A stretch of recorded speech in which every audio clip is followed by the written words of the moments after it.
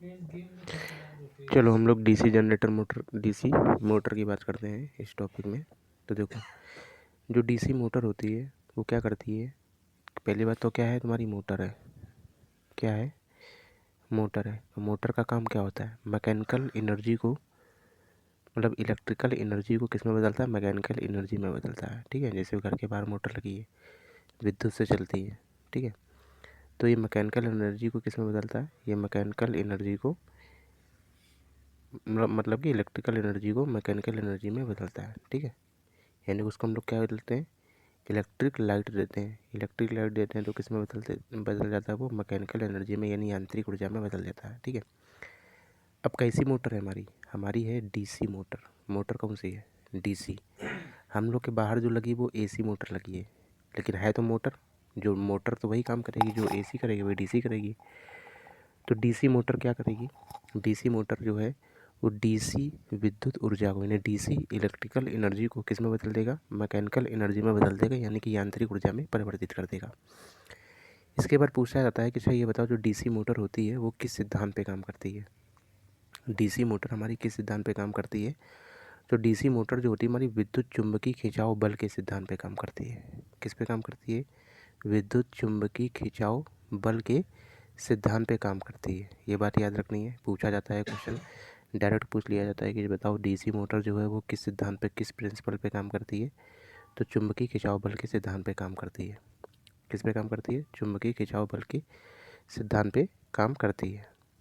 ठीक है, अब जैसे कि जो वो फिगर हमने तुमको डीसी मशीन में फिगर बताए थे, ठीक है, तो उसी से रिलेटेड है ये सब चैप्टर। ठीक है, तो उस फिगर को ही ध्यान में रखो हमेशा, उसका स्क्रीनशॉट अपने मोबाइल में रखो, उसको स्क्रीनशॉट को देखो, कहाँ रोटर होता है, कहाँ फील्ड वाइंडिंग लगाई जाती है। ठीक है, अब देखो क्या होता है, जो फील्ड वाइंडिंग द्वारा स्थापित चुंबकीय क्षेत्र क्या कहलाता है, मेन चुंबकीय क्षेत्र कहलाता है।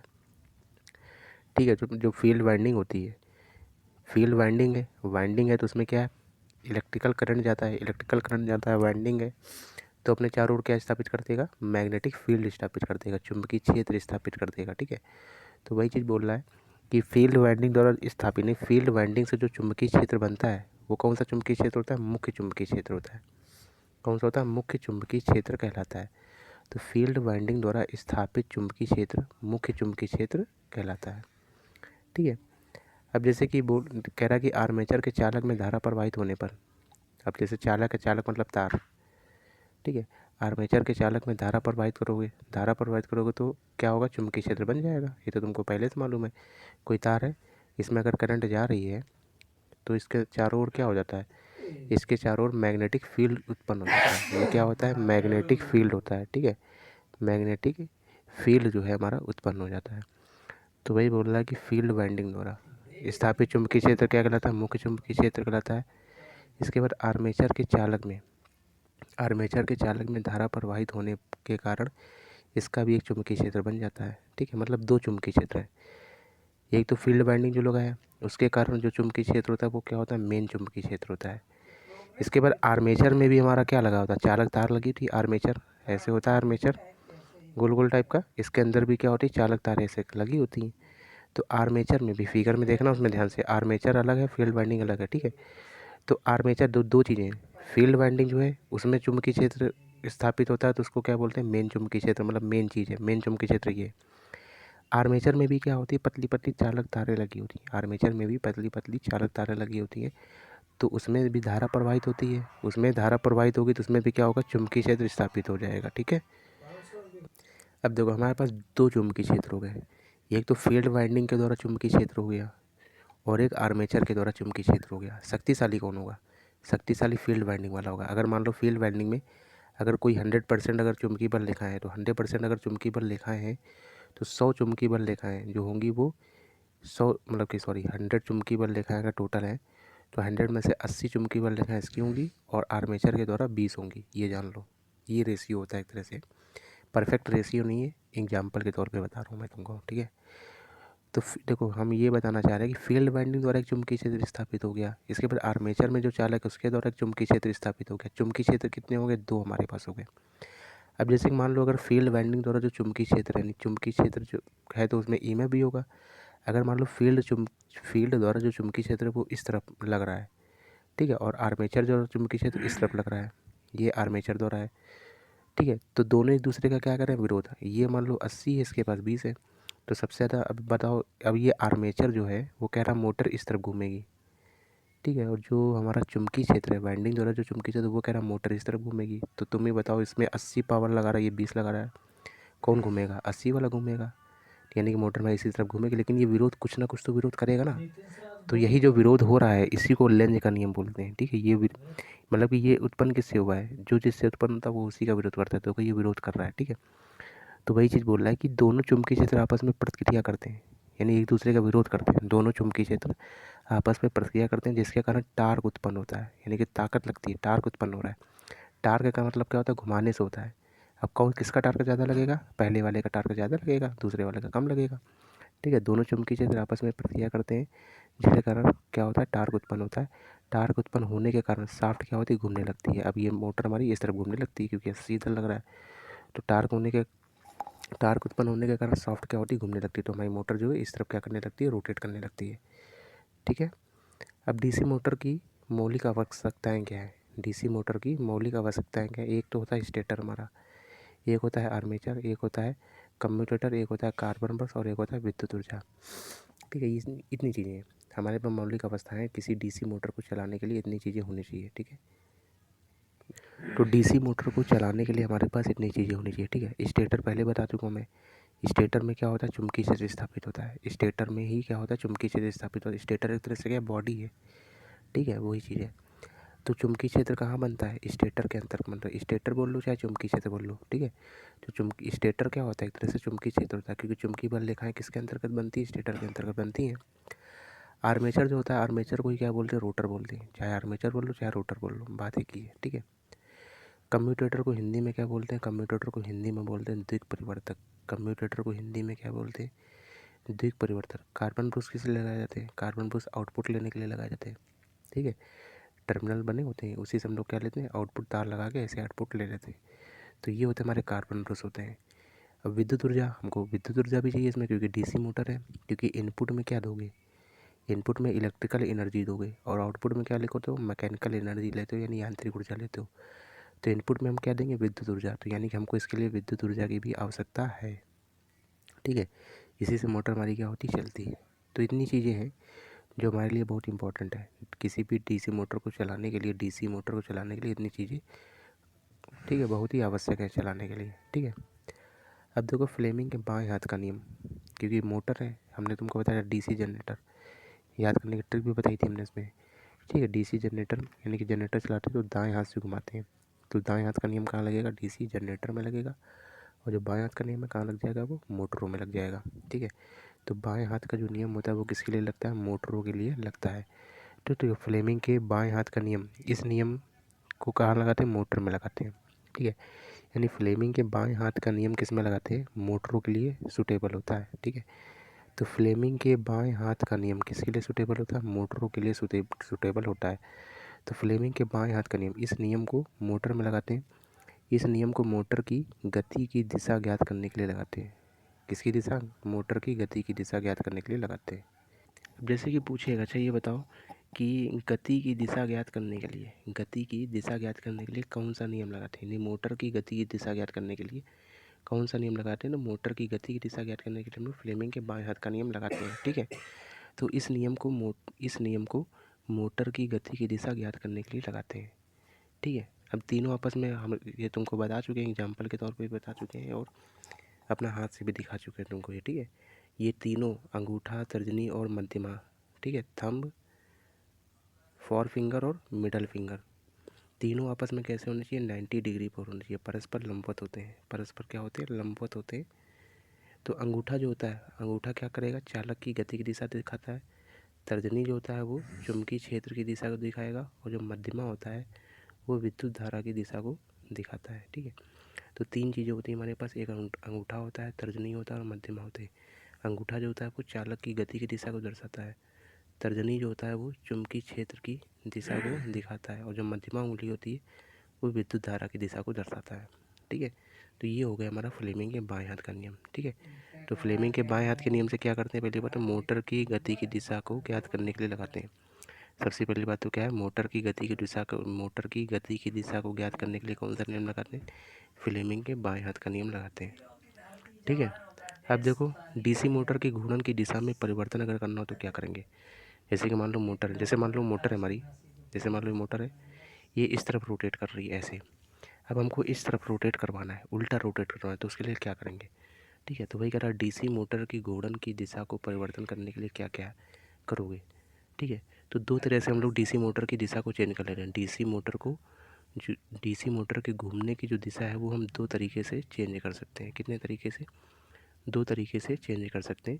तो डीसी मोटर की घूर्णन की दिशा को हम लोग दो तरीके से चेंज कर सकते हैं। पहला है हमारा चुंबकीय क्षेत्र की दिशा परिवर्तित करके। सबसे पहला क्या है, यानी कि चुंबकीय क्षेत्र की दिशा में अगर परिवर्तन करके भी हम लोग क्या कर सकते हैं, डीसी मोटर की घूर्णन की दिशा को परिवर्तित कर सकते हैं। चुंबकीय क्षेत्र की दिशा में परिवर्तन करके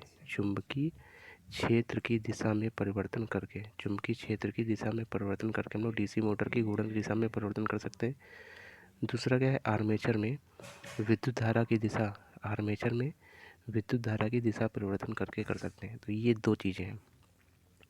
अब इन दोनों में से किसी एक ही नियम को लगाओगे एक बार में। जैसे कि मान लो तुमको डीसी मोटर की घूर्णन की दिशा चेंज करनी है, तो ये तुम क्या करोगे, चुंबकीय क्षेत्र की दिशा में परिवर्तन कर दो। ठीक है, तो मतलब एक बार में एक ही नियम लगाओगे। जैसे मान लो मोटर हमारी इस तरफ घूम रही है, हमने क्या कर दिया, पहले चुंबकीय क्षेत्र की दिशा में परिवर्तन कर लिया। चुंबकीय क्षेत्र की दिशा में परिवर्तन किया तो मोटर हमारी इस तरफ घूमने लगेगी। उसके बाद अगर हमने फिर से हमने क्या कर दिया, आर्मेचर में विद्युत धारा का परिवर्तन कर दिया। आर्मेचर में विद्युत धारा की दिशा में परिवर्तन कर दिया तो फिर से हमारी मोटर घूम जाएगी। तो मतलब कुछ परिवर्तन हुआ, यानी कि पहले ये इस तरफ घूम रही थी, फिर से ऐसे घूमने लगी। मतलब कहने का ये हुआ, अगर घूर्णन की दिशा को चेंज करना है तो दोनों में से कोई एक बार में एक ही नियम लगाओगे। दोनों में से कोई एक ही चीज़ करोगे तभी, या तो तुम चुंबकीय क्षेत्र की दिशा में परिवर्तन करके कर दो, या फिर आर्मेचर में विद्युत धारा की दिशा परिवर्तन करके कर दो। यानी कि दोनों को एक बार में एक ही लगाना है। तो डीसी मोटर की घूर्णन की दिशा को चेंज करने के दो तरीके हैं। ठीक है, सबसे पहला क्या है, चुंबकीय क्षेत्र की दिशा में परिवर्तन करके।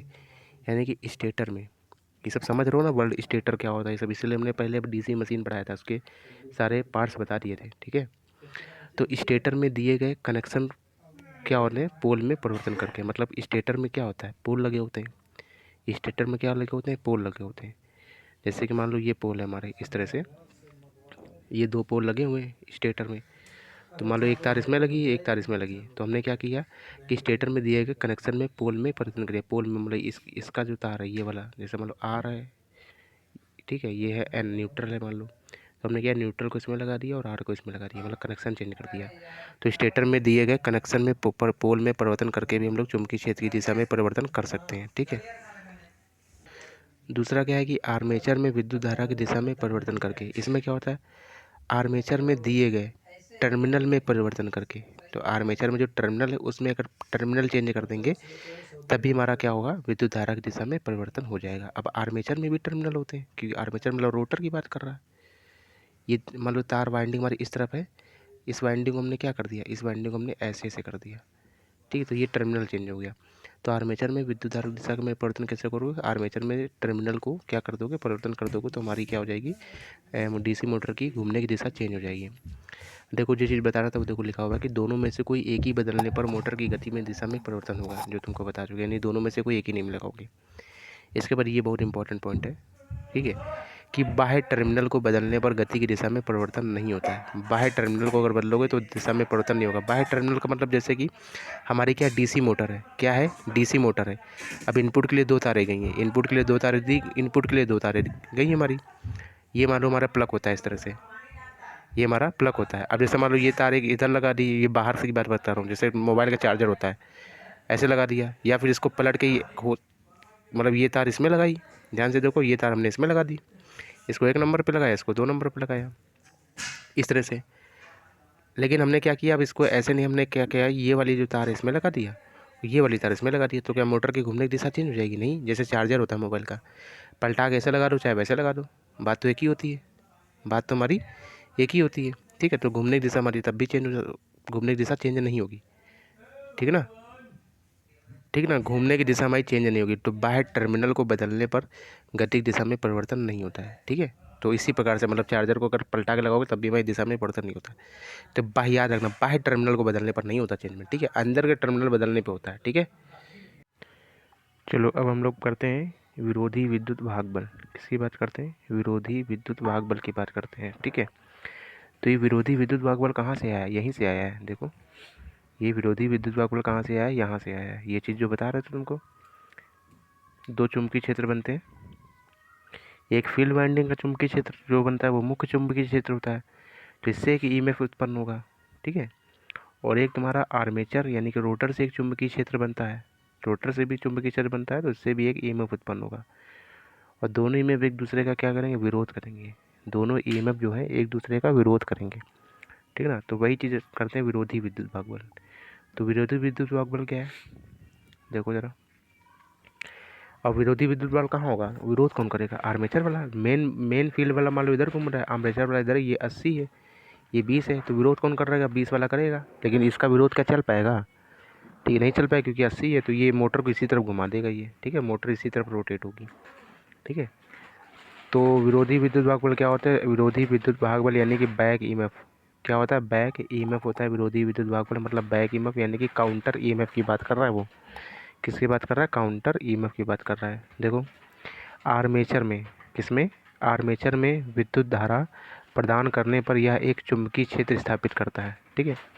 आर्मेचर में विद्युत धारा तुमने प्रदान की, अब आर्मेचर में क्या होता है? पतली पतली तारें लगी होती हैं, तो उसमें विद्युत धारा, तार पतली पतली तार है, उसमें अगर विद्युत धारा जाएगी तो क्या होगा? विद्युत धारा मान लो ऐसे जाएगी, तार है, तो अपने चारों ओर क्या बना लेती है? वो मैग्नेटिक फील्ड बना लेती है, चुंबकीय बल रेखाएं निकलने लगती हैं, अपने चारों ओर चुंबकीय बल रेखाएं वो बना लेता है। तो वही चीज़ लिखा हुआ है कि आर्मेचर में विद्युत धारा प्रदान करने पर यह एक चुंबकीय क्षेत्र स्थापित करता है तथा इस चुंबकीय क्षेत्र और मुख्य चुंबकीय क्षेत्र प्रतिक्रिया के कारण टार्क उत्पन्न होता है। यही पिछली बात सेम दोहरा दी गई है, जो चीज़ यहाँ पे हमने बताई थी सेम चीज़ यही दोहराई गई है, ये दोनों में से, ठीक है।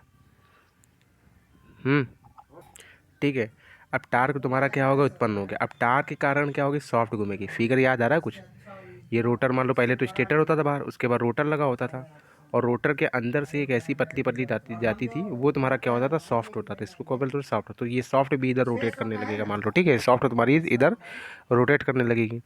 तो वही कह रहा है कि टार्क के कारण सॉफ्ट घूमने लगेगी, जिससे आर्मेचर यानी कि जो चालक तारे हैं आर्मेचर के अंदर, चुंबकीय क्षेत्र को काटने लगेगा, चुंबकीय क्षेत्र को क्या कर लेगा? काटने लगेगा। और आर्मेचर में क्या होगा? विद्युत धारा मतलब कि ईएमएफ जो उत्पन्न होगा, आर्मेचर में क्या होगा? विद्युत वाहक बल उत्पन्न हो जाएगा, ठीक है ना।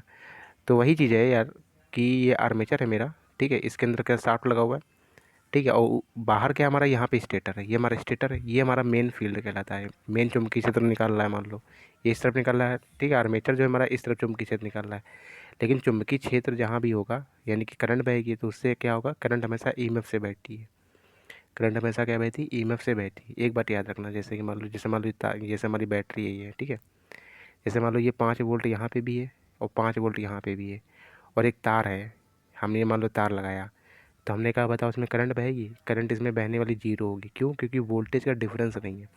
जब तक कि वोल्टेज का डिफरेंस नहीं होगा हमारी करंट नहीं बहेगी, जब तक कि हमारा वोल्टेज का डिफरेंस नहीं होगा हमारी करंट नहीं बहेगी, ठीक है। तो जैसे मान लो यहाँ पे 5 वोल्ट है और यहाँ पे मान लो है 3 वोल्ट, तो यहाँ पे डिफरेंस है वोल्टेज का, कितने वोल्ट का? 2 वोल्ट का। अब हमारी धारा बह जाएगी, ठीक है ना। तो समान वोल्टेज अगर है तो धारा नहीं बहती है। तो कह रहा है कि टार्क घूमेगा, जिससे कि हमारे क्या घूमेगी? शाफ्ट घूमेगी। आर्मेचर में क्या होता है? चुंबकीय क्षेत्र, आर्मेचर चुंबकीय क्षेत्र को काटेगा। किसके चुंबकीय क्षेत्र को काटेगा? देखो जरा, ऐसे मान लो ये हमारा कोई मशीन है, ये बीच में हमारा रोटर लगा हुआ है, ये स्टेटर मान लो, ये स्टेटर का भी चुंबकीय बल रेखाएं निकलेंगी ऐसे करके, और स्टेटर घूमेगा, ये हमारा रोटर जो है, ये रोटर जो घूमेगा, तो ये चुंबकीय बल रेखा काटेगा, किसकी? स्टेटर की चुंबकीय बल रेखा को काटेगा। तो हमारा क्या होगा? ईएमएफ जो है हमारा क्या होगा? उत्पन्न हो जाएगा, ठीक है। इतना तो पता ही कि चुंबकीय बल रेखाओं का, कोई भी चालक अगर चुंबकीय बल रेखाओं को काटता है तो हमारा क्या उत्पन्न हो जाता है? हमारा ईएमएफ जो है वो उत्पन्न हो जाता है। अभी जो ईएमएफ है ये कैसा है? विरोधी विद्युत बाहुल्य, विरोध करेगा किसका? जो मेन फील्ड है उसके वोल्टेज का क्या करेगा? विरोध करेगा, ठीक है। तो यह विद्युत वाहक बल विरोधी विद्युत वाहक बल कहलाएगा। यही विद्युत वाहक बल क्या कहलाएगा? तुम्हारा विरोधी विद्युत वाहक बल कहलाता है। जो बैक ईएमएफ का जो मान है, बैक ईएमएफ का मान प्रदान किए गए विद्युत वाहक बल से कम होगा। क्या मतलब इसका? कि बैक ईएमएफ का जो मान है प्रदान किए गए विद्युत वाहक बल से कम होता है। तो कम ही होता है। देखो हमने कहा था ये मेन फील्ड है, इसका 80 है, और ये बैक ईएमएफ है, इसका 20 है। तो देखो ये आर्मेचर द्वारा उत्पन्न है, ये वाला क्या है, आर्मेचर द्वारा उत्पन्न कितना, 20, और इसके द्वारा कितना होता है, 80। तो ये मेन फील्ड है, ठीक है। तो हमेशा कम होता है ईएमएफ, बैक ईएमएफ, ठीक है। तो वो सारी चीज़ वही है, मतलब कि एक चीज़ जो हमने ऊपर बता दी उसी से रिलेटेड सारी चीज़ें आ रही हैं, ठीक है। तो बैक ईएमएफ का जो मान होता है सदैव विद्युत भाग बल से क्या होता है, कम होता है, मेन विद्युत भाग बल मतलब, ठीक है। अब देखो ये तुमने फॉर्मूला तो पढ़ा है बैक ईएमएफ का, पहले से पढ़ चुके हो। बैक ईएमएफ ईबी बराबर क्या होता है, 5 ZNP/60 है, ठीक है। बैक ईएमएफ ईबी को दिखाया गया। देखो मेन जो ईएमएफ होगा उसका भी फॉर्मूला यही होगा, 5 ZNP/60 है, और बैक ईएमएफ है तो उसका भी मान यही होगा। अब उसके भी नंबर ऑफ पोल वगैरह होंगे, भला उसका मान कम है बैक ईएमएफ का, लेकिन तुम्हारा यही होगा, ठीक है। अब देखो जो बैक ईएमएफ होता है वो फ्लेमिंग के दाएं हाथ के नियम पर आधारित होता है। बैक ईएमएफ जो होता है वो किस पे आधारित होता है, फ्लेमिंग के दाएं हाथ के नियम पर आधारित होता है। क्यों क्यों दाएं हाथ पे होता है, फ्लेमिंग का जो दाएं हाथ का नियम है उस पर क्यों आधारित होता है। देखो ज़रा, देखो जो हमारी मोटर है वो हमारा इस तरफ घूमने का प्रयास कर रहा है, लेकिन जो हमारा बैक ईएमएफ है यानी कि जो आर्मेचर से उत्पन्न हुआ है ईएमएफ वो हमारी मोटर को इस तरफ घुमाने का प्रयास कर रहा है। लेकिन क्या बैक ईएमएफ की सरकार चल पाएगी, नहीं चल पाती, क्योंकि इसका मान कम है। लेकिन मान कम है लेकिन विरोध तो करेगा ना, विरोध तो करेगा ही, ठीक है। यहाँ पे कौन सा नियम लग रहा है, यहाँ पे लग रहा है मोटर में क्या लग रहा है, बाएं हाथ का नियम लग रहा है। इसमें क्या लग रहा है, बाएं। लेकिन जो बैक ईएमएफ है वो किसका नियम का फॉलो करेगा, वो दाएं नियम का फॉलो करेगा। तो याद रखना जो बैक ईएमएफ है, बैक ईएमएफ जो होता है वो दाएं हाथ के नियम पर आधारित होता है, लेकिन जो मोटर होती है वो हमारी बाएं हाथ के नियम पे काम करती है, ठीक है। अब ये तो सब चीज़ें मालूम है तुमको, फाई क्या होता है, जेड क्या होता है, ये सब बताने की जरूरत ही नहीं हमको, ठीक है, सब लिखा ही है और पहले भी बता चुका हूँ। अब देखो एक ईबी का जो समीकरण होता है वो एक ये भी होता है। देखो कैसे निकला, यानी कि जो बैक ईएमएफ का जो मान है वो कम होता है किससे, मेन वोल्टेज से, मेन ईएमएफ से कम होता है। मेन ईएमएफ मान लो वी है, कितना कम होगा, जितनी आर्मेचर में धारा बह रही है, वी बराबर आई आर, जितना आर्मेचर में करंट है वो हमारी घट जाएगी उसमें, ठीक है ना, ठीक है। अब तुमने जो डीसी जनरेटर पढ़ा था वहाँ पे बैक ईएमएफ, वहाँ पे जो फॉर्मूला पढ़ा था वोल्टेज ईबी बराबर क्या होता है, वी प्लस का आई ए आर ए, ठीक है। डीसी जनरेटर में ये फॉर्मूला होता है, लेकिन मोटर में क्या होता है, माइनस होता है, क्योंकि बैक ईएमएफ जो होता है वो मेन वोल्टेज से हमेशा कम होता है। बैक ईएमएफ जो होता है मेन वोल्टेज से क्या होता है, कम होता है। तो बैक ईएमएफ कम होता है मेन वोल्टेज से, तो मेन वोल्टेज हमारा क्या है, वी। तो इससे कम होगा, कितना कम होगा, जितनी आर्मेचर में वोल्टेज है। आर्मेचर में वोल्टेज कितना है, यानी वी बराबर क्या होता है, आई ए आर ए। तो आई आर होता है तो वही आई ए इंटू आर ए, ये वोल्टेज हमने घटा दिया तो हमारा क्या आ जाएगा, बैक ईएमएफ का मान आ जाएगा, ठीक है, कि बैक ईएमएफ कितना है हमारा, ठीक है ना। तो ये दोनों फॉर्मूले याद रखने। बैक ईएमएफ का है कि ये 5 ZNP/60 होता है, और आर्मेचर धारा और वोल्टेज के अगर रिलेशन में निकाला जाए तो बैक ईएमएफ ईबी बराबर क्या था, वी माइनस का आई ए आर ए। तो देखो ईबी क्या है, बैक ईएमएफ है, वी क्या है, ईएमएफ है, मेन ईएमएफ है मतलब मेन वाला, ठीक है। और आई ए क्या है, आर्मेचर धारा, और आर ए क्या है, आर्मेचर प्रतिरोध है, ठीक है। अब देखो कुछ टर्म है टार्क के बारे में, टार्क टार्क बहुत आ रहा है, टार्क पढ़ते हैं जरा, होता क्या टार्क। ये देखो टार्क है हमारा, टार्क का फॉर्मूला क्या होता है। देखो जैसे दरवाज़ा होता है ना, जैसे दरवाज़ा होता है, मान लो ये दीवार है, ये तुम्हारी दीवार है, और ये दरवाज़ा हमारा ऐसे जो होता है, ऐसे होता है, दरवाज़ा लगा होता है। ये मान लो इसका टुंडी होती है पकड़ने वाली, जिससे पकड़ के खोल के बंद बंद करते हो, मान लो ऐसे करके पुश बाहर करते हो मान लो, ठीक है। तो ये जो जकड़ा हुआ है, ये दीवार से जो जकड़ा हुआ है, इसके बीच की डिस्टेंस यानी कि क्या मान लिया, विस्थापन यानी कि डी मान लिया। तो यहाँ पे जो टार्क लगता है फिजिक्स की भाषा में, टार्क बराबर होता है, तुम देखो दरवाज़ा को खोलोगे हाथ से तो तुम क्या लगाओगे, बल लगाओगे, यानी कि एफ लगाओगे, फोर्स लगाओगे। तो टार्क बराबर होता है फोर्स इंटू विस्थापन कितना है, ठीक है। तो टार्क बराबर क्या होता है, फोर्स इंटू विस्थापन होता है। टार्क बराबर क्या होता है, फोर्स इंटू विस्थापन होता है, ठीक है। इतनी बात याद रखो, यही होता है टार्क का फॉर्मूला। और डी क्या है कि जहाँ से तुम्हारा टुंडा लगा है ना पकड़ने वाला, वो और जहाँ से दरवाज़ा फिट है उसके बीच की दूरी जो होती है वो विस्थापन होता है, उसको डी से डिनोट किए हैं। और जो हम अपने हाथ से खोलते हैं, फोर्स लगाते हैं, उसको क्या बोलते हैं, एफ बोलते हैं। तो टार्क बराबर क्या होता है, फोर्स इंटू विस्थापन। टार्क बराबर क्या हो जाता है हमारा, फोर्स इंटू विस्थापन हो जाता है। वही चीज़ यहाँ पे भी है, देखो ये रोटर है मेरा मान लो, इस तरीके से हमने रोटर है और मोटर है, और मोटर के अंदर रोटर होती है यानी आर्मेचर जो होता है। अभी फोर्स लग रहा है इस तरफ, मान लो ये फोर्स हमारा एफ इस तरफ लग रहा है, और जो बीच की दूरी है, ये जो बीच की दूरी है वो किससे दिखाई गई है? आर से दिखाया गया है, जहाँ पे फिक्स्ड है, ठीक है, उसको आर से डिनोट किया गया है। तो टार्क बराबर क्या होगा? बल इंटू बल बाहु, ये जो आर है इसको बोला गया बल बाहु। तो टार्क यानी कि टॉ बराबर, इसको क्या बोलते हैं? टॉ बोलते हैं, टॉ, ठीक है। टॉ बराबर क्या होता है? एफ इंटू आर हो जाएगा। टॉ बराबर क्या हो जाएगा? F into R. उसी से रिलेट करके पढ़ो जो हमने अभी बताया दरवाजा वाला एग्जाम्पल देके। टॉ बराबर क्या होता है? फोर्स इंटू विस्थापन, फोर्स इंटू विस्थापन, फोर्स इंटू क्या होता है? विस्थापन। तो ये कैसी राशि है? सदिश राशि है। ये कैसी राशि है? सदिश। तो ये भी हमारी कैसी राशि हो जाएगी? सदिश राशि हो जाएगी। तो ये भी हमारी कैसी राशि होती है? जो टार्क होता है हमारी कैसी एक राशि होती है? टार्क हमारी एक सदिश राशि होती है। टार्क जो होती है हमारी कैसी होती है? सदिश राशि होती है, ठीक है। अब कह रहा है कि एक चक्कर में पूरा किया गया कार्य निकालना है। अगर हमको एक चक्कर में किया गया कार्य अगर निकालना है तो क्या होता है? तो एक चक्कर में कितनी दूरी तय करेगा? जरा देखो, ये हमारा वृत्त है, यहाँ से ले करके मान लो कोई इस बिंदु ए से स्टार्ट किया, ये व्यक्ति ऐसे घूमेगा और घूम के फिर से ए पे आ जाएगा, तो ये होगा एक चक्कर। तो ये एक चक्कर कितना चला है? ये देखो चारों तरफ ऐसे चला होगा इसके, तो वृत्त की परिधि के बराबर चला है। किसके बराबर चला है? वृत्त की परिधि के बराबर चला है ये। वृत्त की परिधि यानी कि 2 पाई आर, 2 पाई आर, वृत्त की परिधि यानी कि 2 पाई आर के बराबर चला हुआ है ये। तो वृत्त की परिधि 2 पाई आर के बराबर चला हुआ है। तो एक चक्कर में किया गया कार्य, एक चक्कर में किया गया कार्य W बराबर क्या होता है? W बराबर होता है F इंटू एस होता है। तुमने पढ़ा होगा फॉर्मूला, कार्य W बराबर होता है F into S. F into S यानी कि जितना बल लगा है वो, और S क्या होती है? दूरी, दूरी होती है, ठीक है। तो W बराबर F इंटू एस। तो W बराबर फोर्स कितना लगाया है? F, और दूरी कितनी तय करोगे यानी कि वृत्त की परिधि बराबर, तो 2 पाई आर। W बराबर क्या था? F इंटू 2 पाई आर। W बराबर क्या हो गया? F इंटू 2 पाई आर, ठीक है। अब W बराबर क्या हो गया? 2 पाई टी। W बराबर क्या होगा? 2 पाई टॉ। इसको क्या बोलते हैं? टॉ बोलते हैं। तो देखो 2 पाई, तो ये तो 2 पाई हमारा था ही, और F और R बचा है, तो F और R का मल्टीपल क्या है? F और R का मल्टीपल है टॉ के बराबर है, ऊपर से समीकरण से। तो यहाँ से हमारा क्या हो गया? देखो यहाँ से टॉ बराबर क्या है? F इंटू आर। तो F R की जगह पे क्या लिख सकते हो? टॉ। और 2 पाई हमारा था, 2 पाई ये हो गया। W बराबर क्या होगा? 2 पाई टॉ हो गया। तो ये एक चक्कर में किया गया कार्य है, निकल गया हमारा। एक चक्कर में किया गया कार्य W बराबर 2 पाई टॉ है, ठीक है।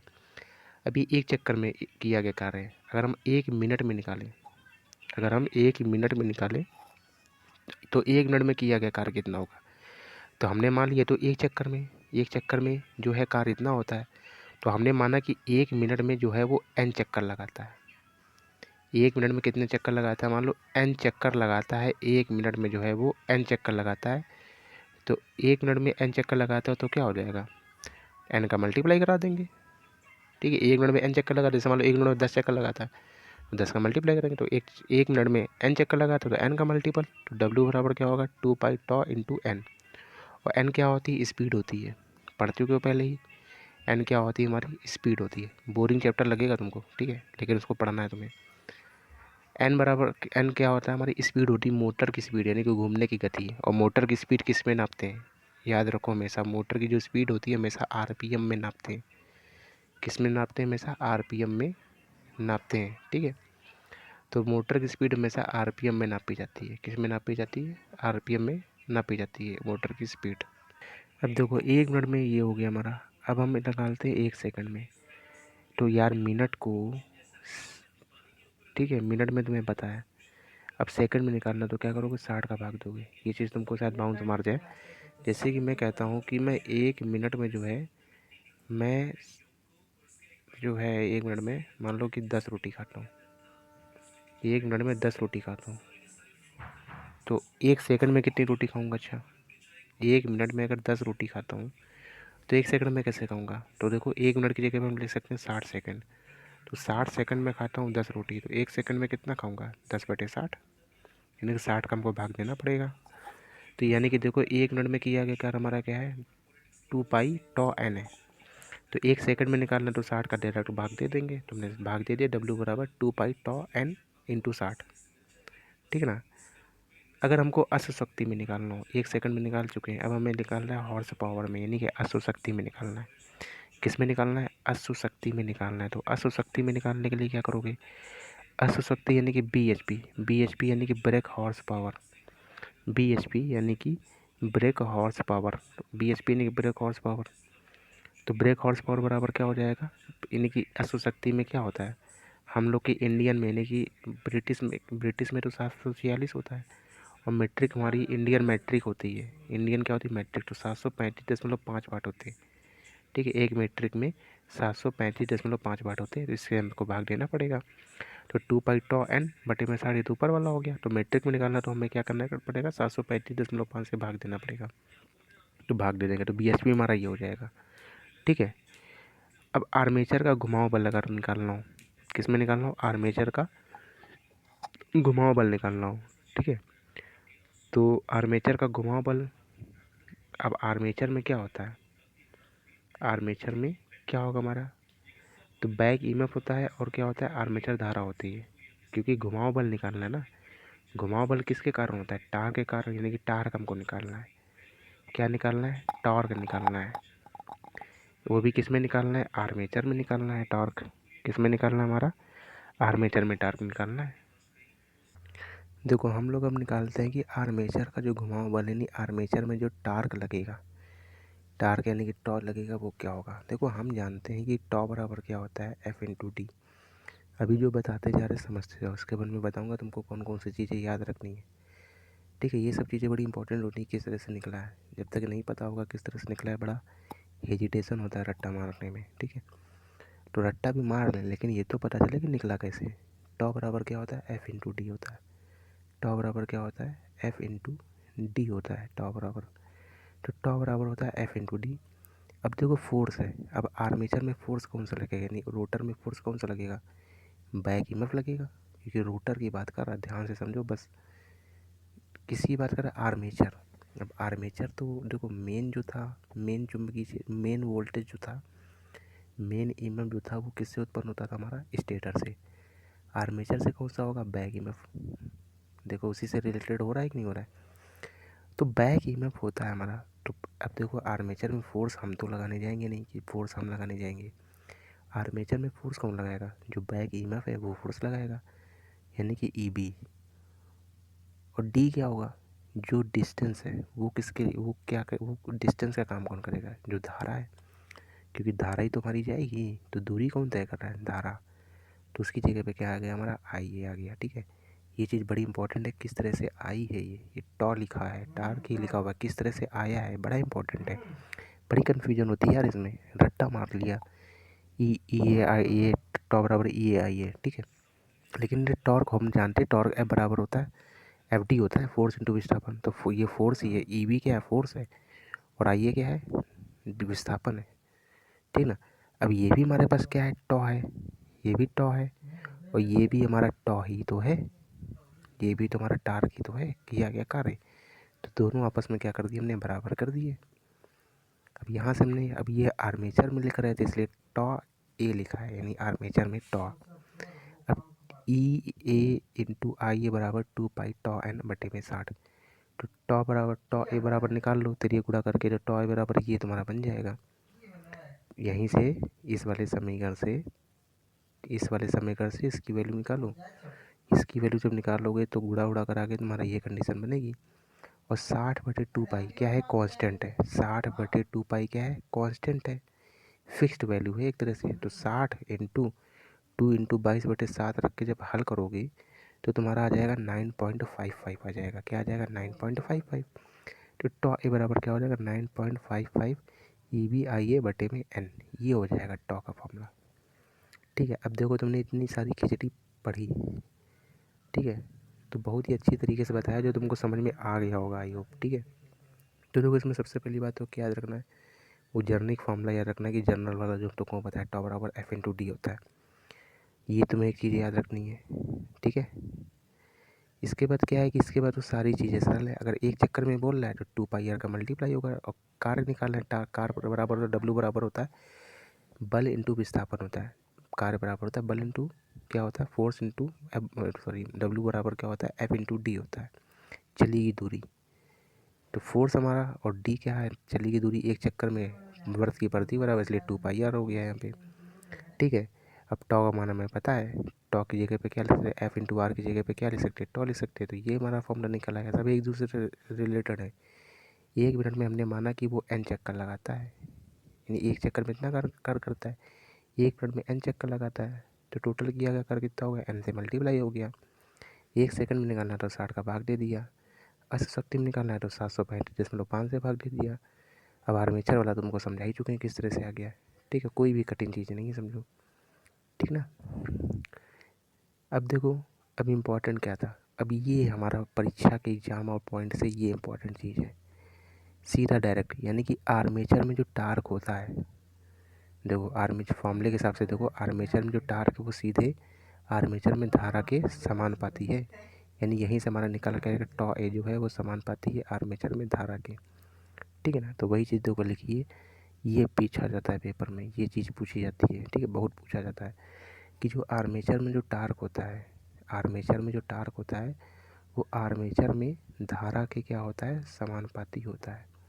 ठीक ना, आर्मेचर में जो टार्क होता है वो आर्मेचर में धारा के कैसे होता है, वो समानुपाती होता है। तो टॉ ए बराबर टॉ ए समानुपाती है किसके, आई ए के। ठीक है, इसके बाद देखो सॉफ्ट पर घुमाव बल निकालना है हमको। किस पे निकालना है, सॉफ्ट पर घुमाव बल निकालना है हमको। ठीक है, तो ये चीज़ इसमें इम्पोर्टेंट है।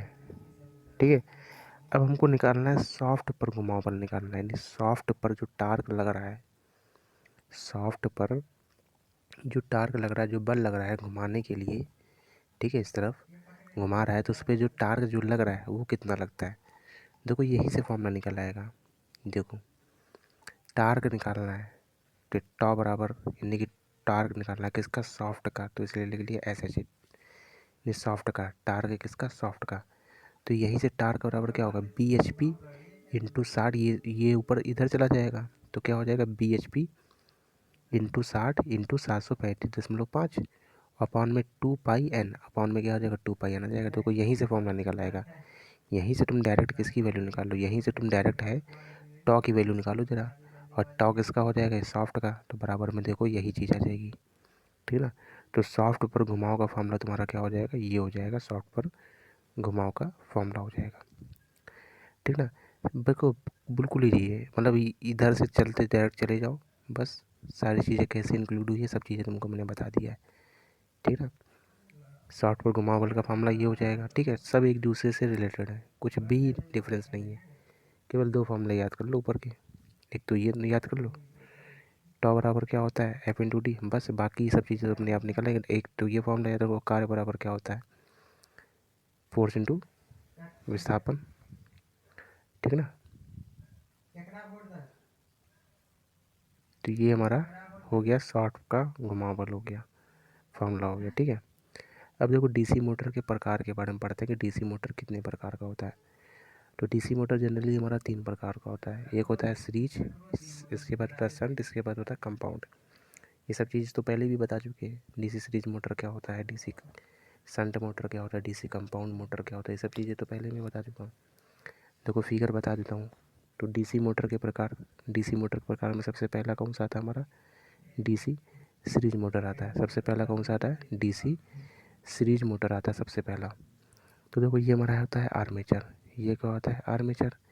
आर्मेचर का अपना एक प्रतिरोध होगा, उसको हमने दिखाया प्रतिरोध आर्मेचर का, तो ए लगा दिया। ठीक है, तो आर्मेचर का अपना एक प्रतिरोध होगा, आर्मेचर में जो धारा जाएगी उसको क्या बोलते हैं, आई ए बोलते हैं। एक देखो हमारी होती है सीरीज वाइंडिंग होती है, एक क्या होती है, सीरीज वाइंडिंग। ठीक है, तो ये सीरीज वाइंडिंग किसके सीरीज में लगी है, आर्मेचर के सीरीज में लगी है। तो आर्मेचर के सीरीज में जो वाइंडिंग लगी होती है उसको क्या बोलते हैं, सीरीज फील्ड वाइंडिंग बोलते हैं। क्या बोलते हैं, सीरीज फील्ड वाइंडिंग। अब देखो सीरीज फील्ड वाइंडिंग में जो धारा जाएगी उसको क्या बोलते हैं, आई सीरीज बोलते हैं।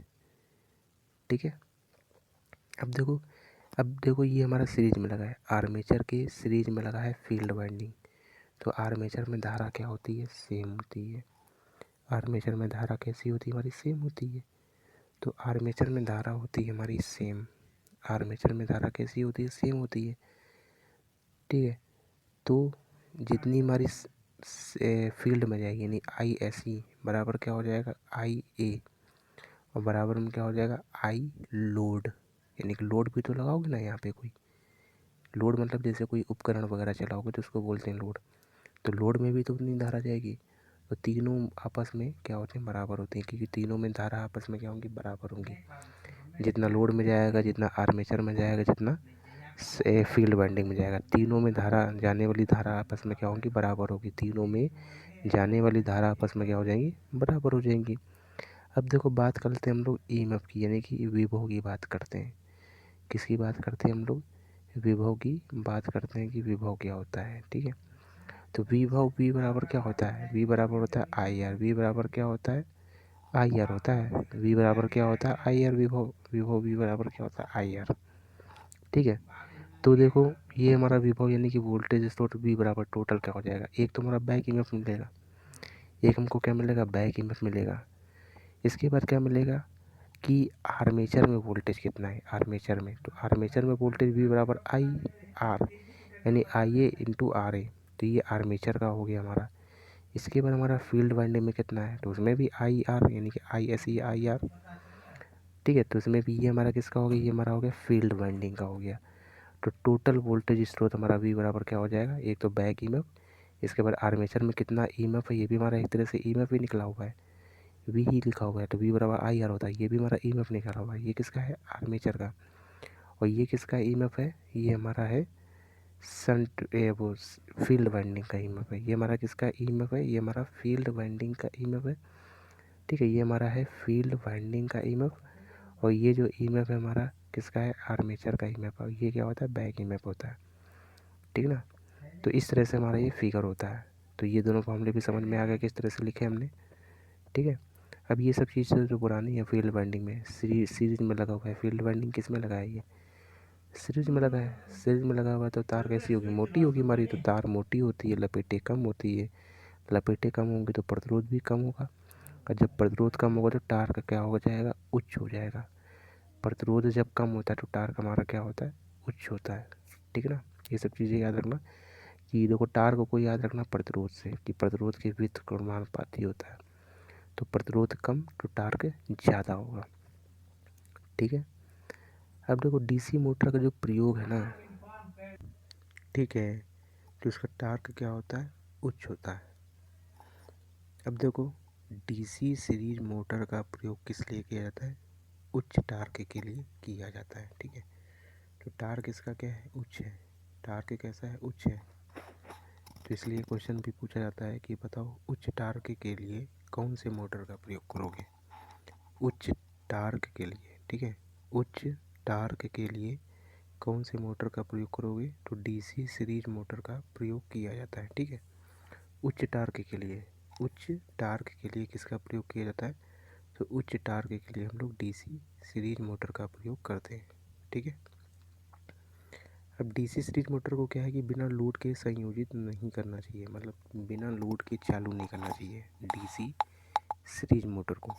ठीक है, तो डीसी सीरीज मोटर को बिना लोड के संयोजित या चालू नहीं करना चाहिए, अन्यथा भयंकर गति के कारण वाइंडिंग क्या हो सकती है उखड़ सकती है। ठीक है, हमने उस वाले में बताया था कि अनंत स्पीड हो जाती है, तो जब स्पीड अनंत हो जाएगी, मतलब स्पीड इतनी तेज़ी से हो जाएगी, तो वाइंडिंग जो तार होती है वो सब क्या हो सकती है उखड़ सकती है। ठीक है, तो कभी कभी ऑप्शन में ये भी मिलता है कि वाइंडिंग उखड़ सकती है, कभी कभी ऑप्शन में हमको मिलता है कि हाँ कि स्पीड क्या हो जाती है बहुत भयंकर हो जाती है, यानी कि अनंत हो जाती है। तो कभी कभार ये भी मिलता है कि स्पीड अनंत हो जाती है, तो ये बात याद रखना। ठीक है, डीसी सीरीज मोटर के लिए है ये बात, किसके लिए सीरीज मोटर के लिए। टार्क इसका उच्च है, टार्क का मतलब क्या होता है घुमाव बल, यानी कि घूमने की जो क्षमता है इसकी बहुत ज़्यादा है, यानी कि बहुत तेज़ी से घूमेगा ये मोटर। ठीक है, जो टार्क ज़्यादा है तो मतलब बहुत तेज़ी से ऐसे रोटेट करेगी। ठीक है, तो इसीलिए बोला जा रहा है कि डीसी सीरीज मोटर को क्या है बिना लोड के स्टार्ट नहीं करेंगे। जैसे कोई चीज़ बहुत तेज़ी से घूम रही है उसके ऊपर अगर हम लोड डाल दें, उसके ऊपर अगर हम लोड डाल दें तो क्या हो जाएगी स्पीड उसकी धीमी हो जाएगी थोड़ी सी। जैसे कि मान लो तुम पैदल जैसे चल पाते हो, ठीक है, पैदल तुम्हारी चलने की स्पीड है 1 मिनट में तुम 10 कदम चलते हो, और तुम्हारे ऊपर 25 किलो की बोरी लाद दी गई, तुम धीमे चलोगे तब 1 मिनट में कहो 5 कदम चल पाओ।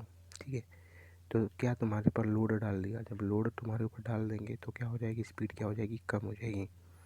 उसी प्रकार से मोटरों में भी होता है, उसी प्रकार से मोटरों में भी होता है, लोड डाल देंगे। ठीक है, मोटरों पर अगर हम लोड को डाल देंगे तो उसकी स्पीड क्या हो जाएगी, कम हो जाएगी। तो डीसी सीरीज मोटर को बिना लोड के संयोजित नहीं करना चाहिए, मतलब लोड के साथ स्टार्ट करना चाहिए। अगर तुमने बिना लोड के स्टार्ट किया तो क्या हो जाएगा, बिना लोड के स्टार्ट करोगे तो उसकी जो गति है, डीसी मोटर की जो स्पीड है वो क्या हो जाती है, बहुत ही भयंकर हो जाती है, जिसके कारण क्या हो सकता है, वाइंडिंग हमारी उखड़ सकती है।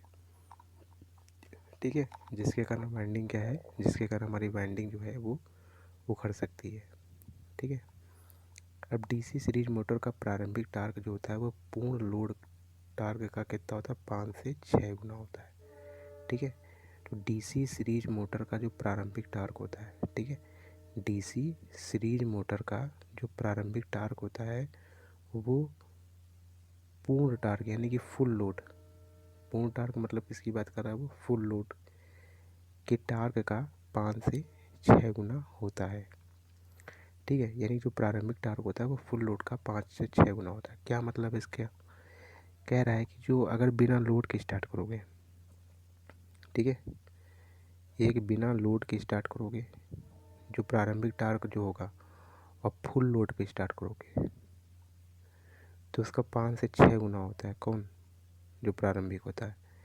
अगर मान लो 1 चक्कर घूमेगा तो ये 6 चक्कर या 5 चक्कर घूमेगा स्टार्टिंग में, ये कहने का मतलब हुआ इसका। तो वही चीज़ लिखा है कि डीसी सीरीज मोटर का जो प्रारंभिक टार्क होता है, डीसी सीरीज मोटर का जो प्रारंभिक टार्क होता है वो पूर्ण लोड का कितना होता है, 5 से 6 गुना होता है। कितना होता है, 5 से 6 गुना होता है। ठीक है, अब हम कुछ ग्राफ से समझ लेते हैं। तो हमने ग्राफ बनाया किसके किसके बीच, टार्क के बीच और लोड करंट के बीच बनाया है ग्राफ। किसके बीच बनाया है, टार्क के बीच में और लोड करंट के बीच में हमने जो है ग्राफ बनाया है। ठीक है, अब देखो स्टार्टिंग में क्या होगा, ये हमारा फिगर ऐसे जा रहा है, ठीक ना, देखो नीचे की ओर थोड़ा झुका हुआ है। इसके बाद हमारी सीधी लाइन जा रही है, इसके बाद कैसी लाइन जा रही है, सीधी लाइन जा रही है। ये हमारी क्या है, लोड करंट है। ये क्या है, हमारा लोड करंट है, और ये क्या है, हमारा टार्क है। ये हमारा टार्क है इधर, और ये हमारा क्या है, लोड करंट है। अब देखो जो लोड करंट है ना, लोड करंट यानी कि आई एल, इधर क्या है, आई ए। ठीक है, तो ये हमारा है टार्क। ठीक है, तो स्टार्टिंग में क्या है, ये देखो नॉन लीनियर है, उसके बाद क्या, लीनियर मतलब रेखीय है। यानी कि क्या, इससे तुम्हें देखने को मिल रहा है, यानी कि स्टार्टिंग में, यानी कि ये 0 से ए, 0 से ए में क्या है, हमारा ग्राफ जो है वो नॉन लीनियर है। कैसा है, नॉन लीनियर है। कैसा है, हमारा नॉन लीनियर है। 0 से ए के बीच में जो ग्राफ है हमारा नॉन लीनियर है। उसके बाद ए से आगे जो है हमारा ग्राफ सीधा है, बिल्कुल सीधा ग्राफ बना हुआ है ए से आगे। ठीक ना, तो स्टार्टिंग में जो टार्क होता है, स्टार्टिंग में जो टार्क होता है वो लोड करंट का क्या होता है, दुगना होता है। देखो इसमें ज़्यादा चेंजमेंट है। इसके बाद सीधे में क्या है, बिल्कुल समानुपाती है, सीधे में चेंजमेंट नहीं है। तो वही कह रहा है कि स्टार्टिंग से यानी कि 0 से ए के बीच में, 0 से ए के बीच में जो टार्क होता है, जो टार्क होता है वो धारा के क्या होता है, वर्ग के समानुपाती होता है। धारा के वर्ग के समानुपाती होता है। तो ऐसे क्वेश्चन पूछ सकता है कि डीसी सीरीज मोटर का प्रारंभिक टार्क, डीसी सीरीज मोटर का प्रारंभिक टार्क होता है धारा के समानुपाती, आर्मेचर धारा के समानुपाती होता है। आर्मेचर धारा की 3 गुनी होती है, कि आर्मेचर धारा के वर्ग के बराबर होता है। तो आर्मेचर धारा के किसके बराबर है, वर्ग के बराबर है। ठीक है ना, तो स्टार्टिंग टार्क जो होता है वो लोड करंट का क्या होता है, स्क्वायर होता है। ठीक है, लोड करंट बोल लो चाहे आर्मेचर धारा बोल लो, ठीक है, देखो आई एल बोल लो चाहे आई ए बोल लो, दोनों क्या है, एक ही बात है। ठीक ना, तो लोड करंट बोलो चाहे आर्मेचर करंट बोलो। इसके बाद ए से आगे हमारा ग्राफ कैसा है, लीनियर है। ए से आगे कैसा है हमारा ग्राफ, लीनियर है, सीधा है, तब सीधा सीधा समानुपाती हो जाएगा। तो ए से आगे हमारा जो टार्क होता है वो क्या होता है, धारा के समानुपाती होता है। ठीक है, तो क्वेश्चन कैसे पूछा था, ऐसे पूछा जाएगा। अच्छा ये बताओ कि डीसी सीरीज मोटर का प्रारंभिक टार्क होता है धारा के वर्ग के समानुपाती होता है।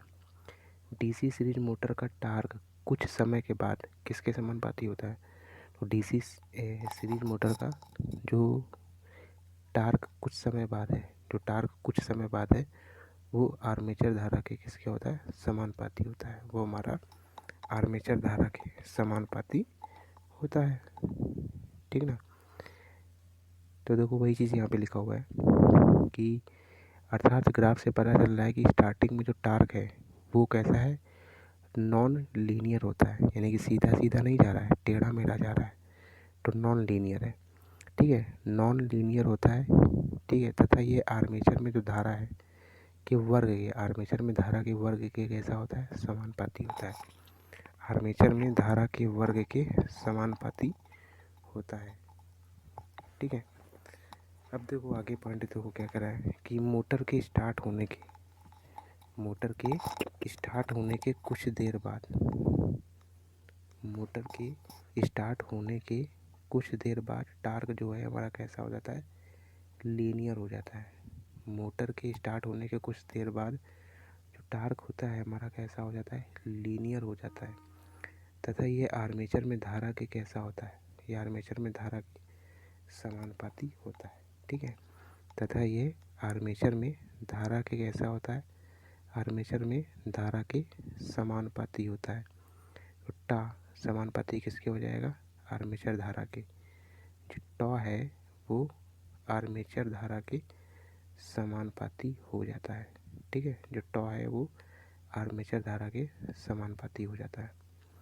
अब देखो डीसी सीरीज मोटर में ही अभी हमने पढ़ा है ग्राफ किसके किसके बीच में, टार्क के बीच में और आर्मेचर धारा के बीच में, यानी कि लोड करंट या फिर आर्मेचर धारा के बीच में टॉ पढ़ा। तो उससे हमारा रिजल्ट क्या निकला, हमारा रिजल्ट ये निकला कि डीसी सीरीज मोटर का जो स्टार्टिंग टार्क होता है वो धारा के वर्ग के समानुपाती होता है। तथा कुछ समय के बाद जो आर्मेचर धारा या फिर लोड धारा जो होता है वो टार्क के समानुपाती होता है। ये तो हमने पढ़ा टार्क और आर्मेचर धारा के बीच में ग्राफ। अब हम पढ़ते हैं ग्राफ किसके बीच में, डीसी सीरीज मोटर में ही पढ़ते हैं, गति के बीच में और लोड के बीच में पढ़ते हैं। किसके बीच में पढ़ते हैं, गति के बीच में और लोड के बीच में पढ़ते हैं। तो देखो यहाँ पे तो स्पीड देखो है क्या, कम होती जा रही है स्टार्टिंग से, ये इस तरह से। पहले स्पीड क्या थी हमारी, ज़्यादा थी, ऐसे कम हो रहा है, यानी कि लोड जितना ज़्यादा बढ़ेगा। देखो ग्राफ देखने का तरीका है, पहले लोड यहाँ पे था, इसके बाद लोड जितना ज़्यादा बढ़ाते जा रहे हैं। तो देखो यहाँ पे लोड है तो हमारी गति इतनी है, यहाँ पे लोड है तो इतना गति है, यहाँ पे लोड इतना, यहाँ पे लोड है तो गति इतनी है। देखो गति कम होती जा रही है, क्योंकि हमारा ग्राफ ऐसे चलेगा, यहाँ पे 0, 5, 10, ऐसे 15। तो यहाँ मान लो ए पॉइंट है, ये बी पॉइंट है, ये सी पॉइंट है। ए पॉइंट पे देते, ए पॉइंट पे हम लोग जब हमने मोटर स्टार्ट की तब स्पीड थी 15। बी पॉइंट पे कुछ देर बाद स्पीड हो गई 5, इसके बाद क्या हो गई, 3 हो गई मान लो स्पीड। तो क्या हो रहा है, लोड बढ़ रहा है, लोड बढ़ रहा है तो स्पीड क्या हो रही है, कम हो रही है। लोड बढ़ रहा है तो स्पीड क्या हो रही है, कम हो रही है। ये तो जनरली बात है यार, क्योंकि हमने तुमको स्टार्टिंग में बताया कि डीसी सीरीज मोटर को बिना लोड के स्टार्ट नहीं करते। क्यों नहीं स्टार्ट करते हैं, क्योंकि डीसी सीरीज मोटर का जो टार्क होता है वो क्या होता है, बहुत ही उच्च होता है। टार्क का मतलब होता है घूमने से, टार्क का मतलब क्या होता है, घूमने, कितनी तेज़ी से घूम रही है मोटर, तो उससे होता है हमारा टार्क का मतलब। ठीक है, तो टार्क का मतलब होता है मोटर के घूमने से। तो टार्क ज़्यादा है यानी कि घूमने की गति ज़्यादा है, घूमने की गति को कम करना है, इसलिए हम लोग क्या करते हैं, डीसी सीरीज मोटर को लोड के साथ स्टार्ट करते हैं। जब लोड इस पर डाल देंगे तो इसकी स्पीड क्या हो जाएगी, हमारी कम हो जाएगी। तो वही चीज़ देखो यहाँ ग्राफ में भी हमको दिख रहा है, लोड बढ़ाते जा रहा है, जितना लोड बढ़ाते जाओगे गति हमारी उतनी ही कम होती जा रही है। इसका मतलब क्या है, जो लोड है वो व्युत्क्रमानुपाती है किसके, गति के। ठीक है, अगर लोड बढ़ाएंगे तो गति कम हो जाएगी, अगर लोड को घटाएंगे तो गति हमारी क्या हो जाएगी, बढ़ जाएगी।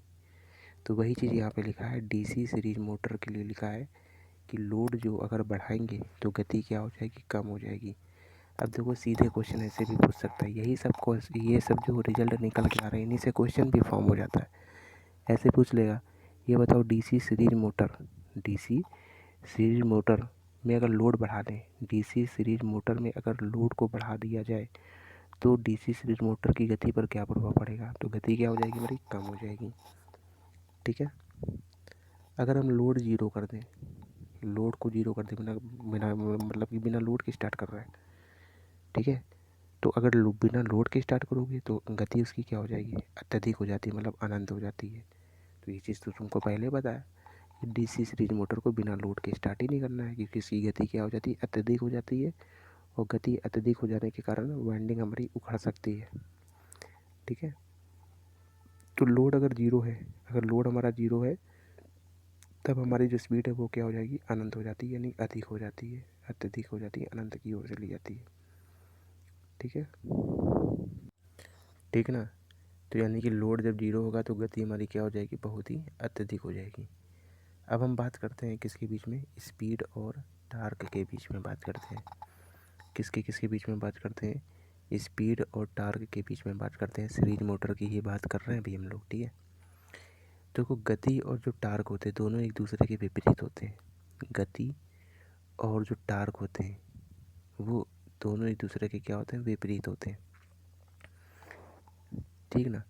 स्पीड का मतलब हो गया कि घूमने, कितनी तेज़ी से घूम रहा है, कितनी तेज़ी से घूम रहा है। और टार्क का मतलब हो गया एक तरीके से तुम्हारा फाई, यानी कितनी चुंबकीय बल रेखाएं वहाँ उत्पन्न हो रही है। ठीक है। अभी हमने एक चीज़ तुमको गलत बता दी थी ऊपर कि टार्क का मतलब एक तरह से गति होता है, बोल दिया था ना मैंने एक लाइन अभी पहले, कम से कम 20 मिनट पहले बोला है मैंने। तो गति जो है वो टार्क, मतलब हमने बोला था गति जो है एक तरह से टार्क ही है, ऐसा नहीं है। ठीक है। टार्क का मतलब होता है एक तरह से फाई से मतलब होता है कितनी चुंबकीय बल रेखाएं निकल रही हैं, ये होगा टार्क का मतलब। ठीक है। तो याद रखो कि जो टार्क होता है वो गति, यानी कि जो टार्क होता है वो स्पीड के क्या होता है, व्युत्क्रमानुपाती होता है। टॉर्क यानी कि टी, ये व्युत्क्रमानुपाती होता है किसके, एन के, यानी स्पीड के व्युत्क्रमानुपाती होता है। ठीक ना। तो इस तरह से ग्राफ होता है हमारा। टार्क, स्टार्टिंग में टार्क हमारा कम था, मान लो कम था यहाँ टार्क बढ़ेगा, यहाँ पे और ज़्यादा बढ़ जाएगा। तो जब टार्क कम होता है तो स्पीड क्या होती है, ज़्यादा। जब टार्क बढ़ा दिया तो स्पीड कम होगी, और टार्क बढ़ा दिया तो और स्पीड कम होगी। ठीक है। तो टार्क का सीधे व्युत्क्रमानुपाती संबंध होता है किसके साथ, गति के साथ, स्पीड के साथ। ठीक है। टार्क अगर हमारा बढ़ेगा, टार्क अगर हमारा बढ़ेगा तो स्पीड हमारी क्या होती है, घटती है। ठीक है। टार्क जो है अगर हमारा बढ़ता है तो स्पीड जो है हमारी, गति जो है वो क्या होती है, घट जाती है। ठीक है ना। तो यानी कि एन जो है समानुपाती होता है किसके, 1/5 के। किसके होता है, 1/5 के, यानी चुंबकीय बल रेखाओं की संख्या। फाई क्या होता है, चुंबकीय बल रेखाओं की संख्या। यानी कि स्पीड अगर बढ़ती है तो ये क्या हो जाएगा, घट जाएगा। स्पीड अगर घटती है तो ये क्या हो जाएगा, बढ़ जाएगा। ठीक है। तो याद रखना टार्क और गति के बीच में कैसा रिलेशन होता है डीसी सीरीज मोटर में। ठीक है। तो 3 रिलेशन बताएं, 3 ग्राफ बताएं, तीनों चीज़ें याद रखना। ठीक है। अब देखो डीसी सीरीज मोटर का यूज कहाँ करेंगे। डीसी सीरीज मोटर का जो टार्क होता है वो क्या होता है, वो होता है हमारा उच्च होता है। टार्क क्या होता है हमारा, उच्च होता है। डीसी सीरीज मोटर का जो टार्क होता है वो हमारा क्या होता है, उच्च होता है। तो यानी कि टार्क उच्च है तो इसका यूज कहाँ करेंगे, भारी चीज़ों को उठाने में करेंगे, क्योंकि टार्क इसका उच्च है। ठीक है। टार्क कैसा, उच्च है, यानी कि फोर्स। देखो टॉर्क में क्या आ रहा था, F/d था, यानी फोर्स ज़्यादा है, यानी कि मशीन का जो फोर्स है वो ज़्यादा है, यानी कि भारी चीज़ों को उठा सकता है, ज़्यादा भार लगा सकता है। ठीक है। तो इसका यूज भी कहाँ करेंगे, भारी भारी चीज़ों जगह करेंगे, मतलब जहाँ जहाँ ज़्यादा वेट होगा, जहाँ बड़ी बड़ी चीज़ें होंगी वहाँ उसका यूज करेंगे। किसका, डीसी सीरीज मोटर का। तो देखो कहाँ यूज करेंगे, ट्रैक्शन कारों में यूज करते हैं। कहाँ करते हैं, ट्रैक्शन कारों में यूज किया जाता है, ठीक है।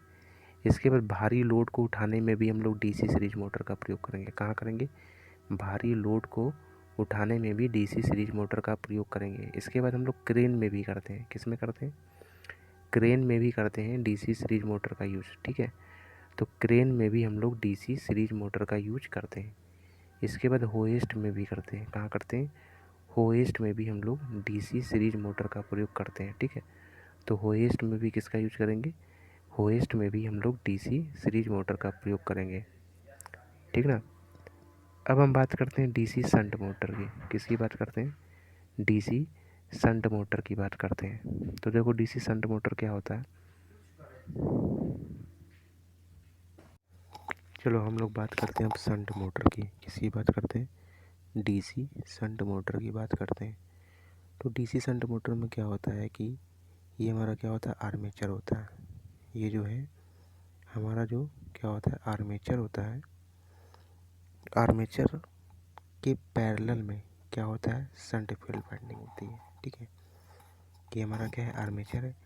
आर्मेचर के पैरेलल में ये हमारी क्या है, शंट फील्ड वाइंडिंग है। आर्मेचर के पैरेलल में हमारी शंट फील्ड वाइंडिंग है। अब देखो आर्मेचर का जो प्रतिरोध होता है वो कितना होता है, सामान्यतः 1 ओम से कम होता है, ठीक है। ये क्वेश्चन पूछा भी जाता है कि ये बताओ आर्मेचर का प्रतिरोध कितना होता है, रेजिस्टेंस कितना होता है। तो आर्मेचर का जो प्रतिरोध होता है वो हमारा 1 ओम से कम होता है, ठीक है। आर्मेचर का जो प्रतिरोध होता है, रेजिस्टेंस होता है, वो 1 ओम से क्या होता है, कम होता है। अब ज़रा ध्यान से देखना, ये क्या लगे हैं, आपस में पैरेलल लगे हैं। ये जो शंट फील्ड वाइंडिंग है, ठीक है, शंट का मतलब पैरेलल, ठीक है। अगर सीरीज में लिखा होता तो ऐसे ही होता, शंट पैरेलल है इसलिए शंट लिखा हुआ है, ठीक है। जो शंट फील्ड वाइंडिंग है, जो ये फील्ड वाइंडिंग है वो किसके लगी है, आर्मेचर के पैरेलल में लगी है। आर्मेचर का प्रतिरोध क्या होता है, कम होता है। जब प्रतिरोध कम होगा तो धारा क्या हो जाएगी, धारा ज़्यादा जाएगी। अब जैसे कि डीसी सप्लाई थी, क्या है, मोटर है क्या, ये मोटर। और मोटर में हम लोग क्या करते हैं, इलेक्ट्रिकल एनर्जी देते हैं, विद्युत सप्लाई देते हैं इनपुट में।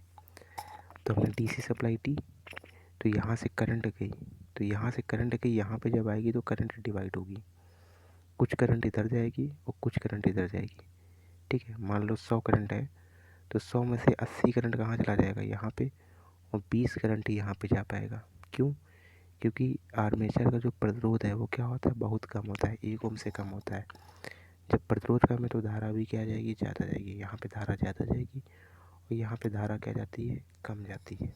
यहाँ पे धारा कम जाती है, ठीक है। यहाँ पे धारा क्या जाती है, कम जाती है। तो यहाँ पे देखो कम धारा जा रही है हमारी, धारा कैसी जा रही है, यहाँ पे कम धारा जा रही। क्यों, क्योंकि इसका जो प्रतिरोध होता है क्या होता है, ज़्यादा होता है। इसका प्रतिरोध क्या होता है, ज़्यादा होता है। अब देखो, अब हमारा देखो ध्यान से समझना बात को मेरी, कि अब ईएमएफ हमारा कैसे जनरेट होता है। अब मोटर है तो इसके अंदर ईएमएफ हमको जनरेट कराना पड़ेगा, ईएमएफ बनाना पड़ेगा। और ईएमएफ कहाँ बनेगा, फील्ड वाइंडिंग में। फील्ड वाइंडिंग में ही तो हमारा ईएमएफ बनेगा। तो ये बताओ धारा कम जा रही है, जब धारा कम जाएगी, किसी भी वायर से धारा कम जाएगी तो उसके अंदर चुंबकीय बल रेखाओं की संख्याएं भी क्या होंगी, कम बनेंगी। उसके अंदर चुंबकीय बल रेखाओं की संख्या भी क्या बनेंगी, कम बनेंगी। तो हमको क्या कर चाहिए, जब चुंबकीय बल रेखाओं की संख्या कम बनेगी तो हमारा जो ईएमएफ है वो भी क्या बनेगा, कम बनेगा। तो क्या मोटर प्रॉपर वे में काम करेगी, नहीं करेगी। ऊपर से अगर हम लोड अगर डाल देंगे, अगर लोड के साथ स्टार्ट करेंगे तो जितना ईएमएफ बन रहा था हमारा उतना भी नहीं बनेगा, ठीक है। इसीलिए क्या करते हैं, इस मोटर को क्या करते हैं, बिना लोड के स्टार्ट करना है तो कभी भी लोड संयोजित कर ऑन नहीं करना चाहिए, यानी कि बिना लोड के स्टार्ट करते हैं। डीसी सीरीज मोटर को लोड के साथ स्टार्ट करते हैं, क्यों, क्योंकि इसका टार्क क्या होता है, अधिक होता है, उच्च होता है। लेकिन इसको डीसी शंट मोटर जो होता है इसको बिना लोड के स्टार्ट करते हैं, मतलब इसे कभी भी लोड संयोजित कर ऑन नहीं किया जाना चाहिए, ठीक है। इसे कभी भी लोड संयोजित कर ऑन नहीं करना चाहिए, मतलब कि बिना लोड के स्टार्ट करना चाहिए। इसका मतलब क्या हुआ कि डीसी शंट मोटर को जो है हम लोगों को बिना लोड के स्टार्ट करना चाहिए। क्यों करना चाहिए वो चीज़ रीज़न हमने तुमको बता दिया। अब देखो, जब यहाँ पे धारा कम जा रही है, जब धारा कम जा रही है तो चुंबकीय बल रेखाएं भी कम बनाएंगी, ठीक है। तो वही देखो लिखा है कि कम धारा के कारण जो शंट फील्ड वाइंडिंग है चुंबकीय क्षेत्र स्थापित नहीं कर पाता है। कम चुंबकीय बल रेखाएं बनेंगी तो चुंबकीय क्षेत्र स्थापित नहीं कर पाता है, ठीक है। इसीलिए जब तक कि इसीलिए जब तक चुंबकीय क्षेत्र स्थापित नहीं होता है यहाँ पे, ठीक है, तब तक कि हमको लोड को क्या करना चाहिए, संयोजित नहीं करना चाहिए। जब यहाँ पे चुंबकीय क्षेत्र स्थापित हो जाएगा, जब यहाँ पे चुंबकीय क्षेत्र स्थापित, देखो धीरे धीरे करंट जाएगी तो धीरे धीरे क्या होगा, चुंबकीय क्षेत्र की बल रेखाओं की संख्या धीरे धीरे बढ़ती रहेगी, ठीक है।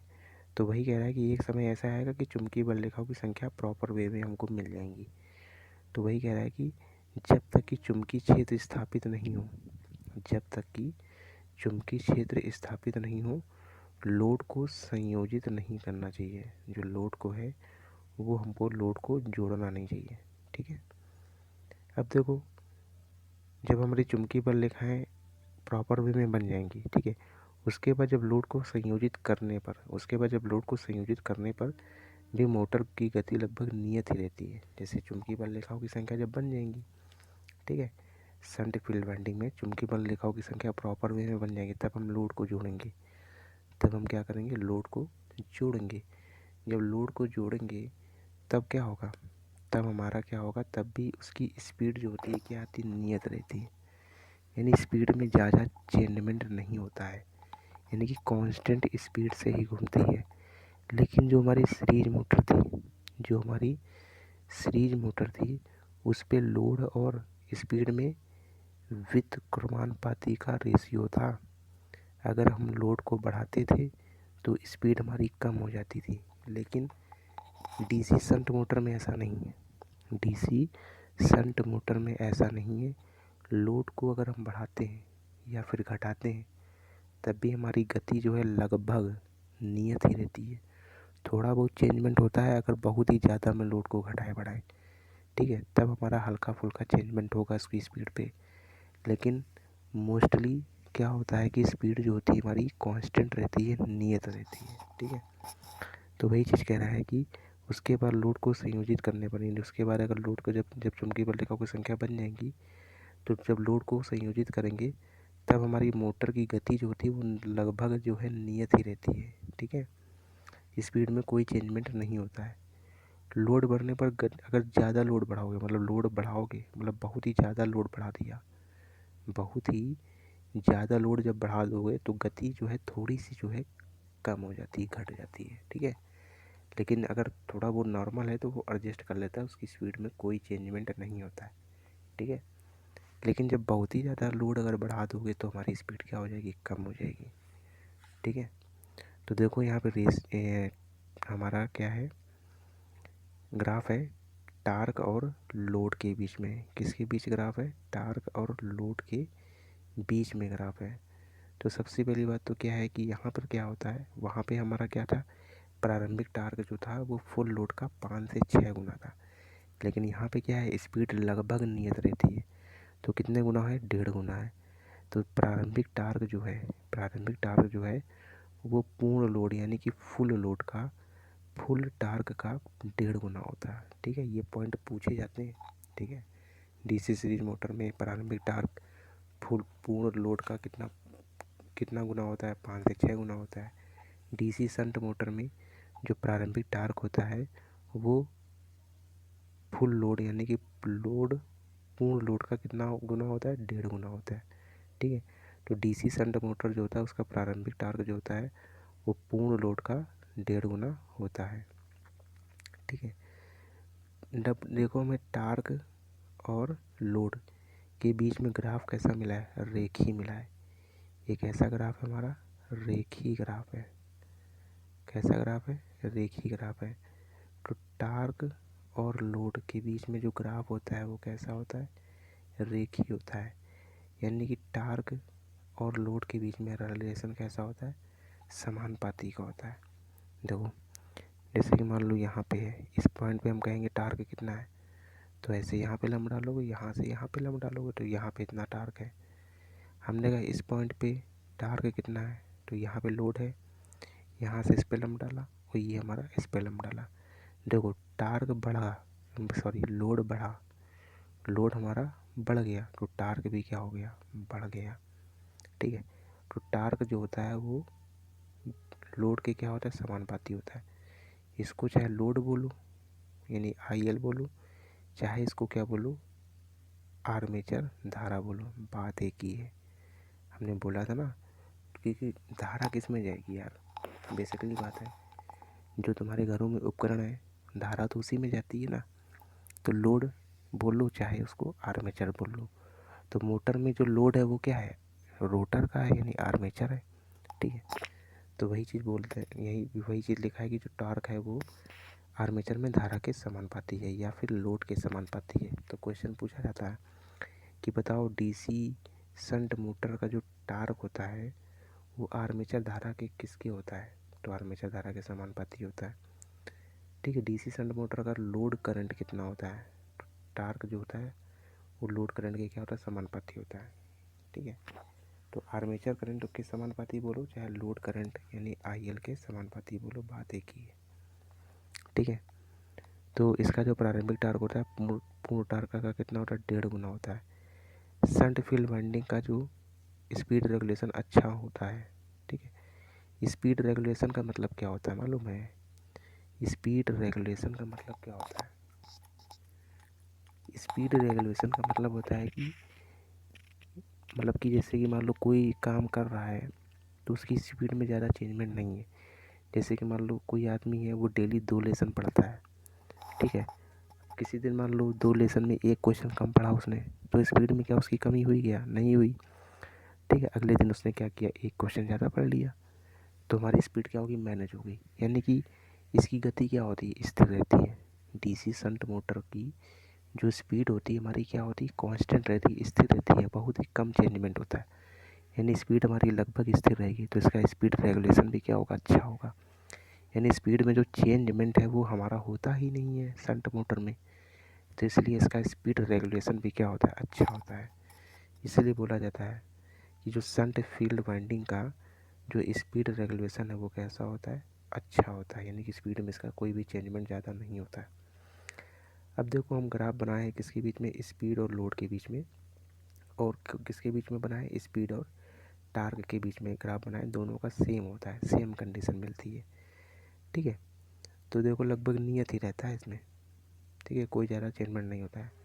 तो देखो वही चीज़ लिखा हुआ है कि टार्क ले लो चाहे लोड ले लो, टार्क या लोड बढ़ाने पर गति क्या होती है, जो स्पीड होती है दोनों में क्या होती है, लगभग नियत ही रहती है। एक ही जैसा ग्राफ मिल रहा है, हमारा ग्राफ कैसा मिल रहा है, एक जैसा ही मिल रहा है। ठीक है, तो टार्क या लोड बढ़ाने पर जो स्पीड होती है, गति होती है, लगभग क्या होती है, नियत रहती है। ठीक है, तो टार्क या लोड बढ़ाने पर जो स्पीड है, जो गति है वो कैसी होती है, लगभग क्या होती है, नियत रहती है, परंतु थोड़ी सी घटती है।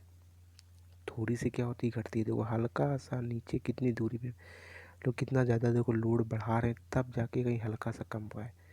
जब लोड बहुत ज़्यादा बढ़ा रही है तब जाके जो हल्का सा नीचे आया है स्पीड, यानी कि स्पीड थोड़ी सी कम हुई है। ठीक है, तो वैसे भी वही चीज़ हमने स्टार्टिंग में भी बता चुके हैं कि टार्क या लोड बढ़ाने पर जो गति है लगभग क्या हो रहती है, नियत रहती है, परंतु थोड़ी सी जो है वो स्पीड जो है वो घट जाती है। ठीक है, अब देखो इसका यूज कहाँ करते हैं, DC शंट मोटर का यूज कहाँ करते हैं, तो स्थिर गति की DC मोटर में यूज करते हैं। कहाँ करते हैं, जहाँ स्पीड हमको कांस्टेंट रखनी है, जहाँ पर हमको स्पीड क्या है, कांस्टेंट रखनी है, वहाँ पे हम इसका यूज करेंगे।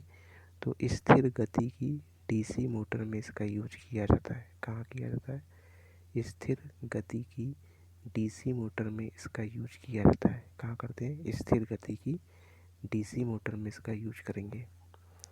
जैसे कि स्थिर गति में मतलब कि जो जिसकी स्पीड में चेंजमेंट ना होता हो, जैसे कि लकड़ी का रंधा हो गया, क्या हो गया, लकड़ी का रंधा हो गया, वहाँ यूज करेंगे।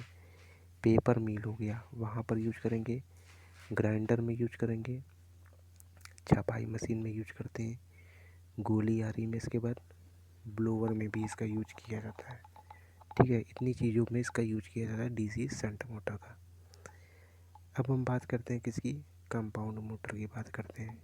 किसकी बात करते हैं हम लोग, कंपाउंड मोटर की बात करते हैं। तो देखो कंपाउंड मोटर क्या होता है। कंपाउंड मोटर जो होता है वो सीरीज और शंट का कॉम्बिनेशन होता है। किसका किसका कॉम्बिनेशन होता है, सीरीज मोटर और शंट मोटर का कॉम्बिनेशन होता है हमारा कौन सा, कंपाउंड मोटर। सीरीज और शंट होता है। तो हमने बताया था कंपाउंड मोटर दो प्रकार का होता है, एक कम्युलेटिव कंपाउंड मोटर होता है और एक क्या होता है, डिफरेंशियल कंपाउंड मोटर होता है। क्योंकि हम लोगों ने जनरेटर चैप्टर पढ़ा था, उसमें भी दो नाम बताए थे हमने, कम्युलेटिव, ठीक है, जनरेटर और डिफरेंशियल कंपाउंड जनरेटर बताया था। तो वही चीज़ यहाँ पे भी है। यहाँ पे भी हम लोग कम्युलेटिव कंपाउंड मोटर के बारे में पढ़ेंगे और डिफरेंशियल कंपाउंड मोटर के बारे में पढ़ेंगे। वहाँ पे हम लोग जनरेटर के बारे में पढ़ रहे थे, कम्युलेटिव कंपाउंड जनरेटर, ठीक है, डिफरेंशियल कंपाउंड जनरेटर। यहाँ पे हम किसके बारे में पढ़ेंगे, मोटर के बारे में पढ़ेंगे।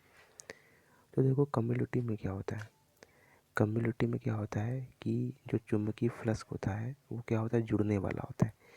शंट फील्ड वाइंडिंग का और सीरीज फील्ड वाइंडिंग का दोनों का चुंबकीय जो है वो क्या होता है, वो जुड़ने वाला होता है। ठीक है, चुंबकीय बल रेखाओं की जो संख्या होती है, शंट फील्ड वाइंडिंग और सीरीज फील्ड वाइंडिंग दोनों क्या होते हैं, आपस में जुड़ने वाले होते हैं। कैसे होते हैं, दोनों आपस में जुड़ने वाले होते हैं। ठीक है, तो कम्युलेटिव कंपाउंड मोटर, इसमें चुंबकीय फ्लक्स का कैसा होता है, जुड़ने वाला होता है। इसमें जो हमारा चुंबकीय फ्लक्स होता है वो कैसा होता है, जुड़ने वाला होता है। तो फाई बराबर क्या होगा, फाई शंट प्लस का फाई सीरीज। ठीक है, फाई बराबर क्या होगा, फाई शंट प्लस का फाई सीरीज होगा। अब देखो हम ग्राफ देखते हैं जरा, ठीक है, देखना है ग्राफ जरा ध्यान से। देखो ये ग्राफ है हमारा। अब देखो, अब इसके लिए, इस ग्राफ को पढ़ने के लिए पहले ऊपर की दोनों चीज़ें बहुत ही अच्छे से आनी चाहिए। कौन सी ऊपर की दोनों चीज़ें, डीसी सीरीज मोटर और डीसी शंट मोटर, इन दोनों के बारे में अच्छे से तुम्हें पता होना चाहिए। अब हमें मालूम है, देखो हमने ये फिगर है किसके किसके बीच में, लोड के बीच में है और किसके बीच में है, गति के बीच में है। ये वाला फिगर लोड और गति के बीच में है। और ये वाला जो फिगर है हमारा वो लोड और किसके बीच में, टार्क के बीच में, लोड के बीच में है और टार्क के बीच। देखो ऐसे फिगर होता है। तो पिछला वाला जो फिगर था हमारा, तो सीरीज में क्या होता है कि चेंजमेंट जो होता है वो क्या होता है, ज़्यादा होता है। यानी कि लोड अगर बढ़ाते हैं, सीरीज में हमने क्या पढ़ा था, सीरीज में पढ़ा था कि लोड और गति के बीच में जो ग्राफ होता है, यानी कि व्युत्क्रमानुपाती का होता है। लोड अगर बढ़ाएंगे तो गति घटती है। तो वही चीज़ देखो, ये सीरीज का है, ये हमारा सीरीज का है। इस तरीके से जो गया है ये सीरीज का है। तो देखो लिख भी रखा है हमने सीरीज वाला, ठीक है, नीले पेन से बना हुआ है। ये जो है मेरा सीरीज का है, इस तरह से ग्राफ है। ठीक है, इसके बाद शंट का क्या होता है, शंट में क्या होती है, स्पीड हमारी क्या होती है, कांस्टेंट रहती है, स्थिर रहती है लगभग। तो देखो सीधी लाइन है लगभग शंट में। लेकिन जो कम्युलेटिव क्या होता है, दोनों के बीच में होता है, यानी कि सीरीज के पास में होता है, सीरीज में कम चेंजमेंट, लेकिन शंट में क्या होता है, ज़्यादा चेंजमेंट होता है, इस तरीके से। ठीक है ना, देखो इन दोनों के बीच में कितना ज़्यादा गैप है, शंट में ज़्यादा गैप है ना। तो देखो इन दोनों के बीच में इधर भी देखो कितना ज़्यादा गैप है।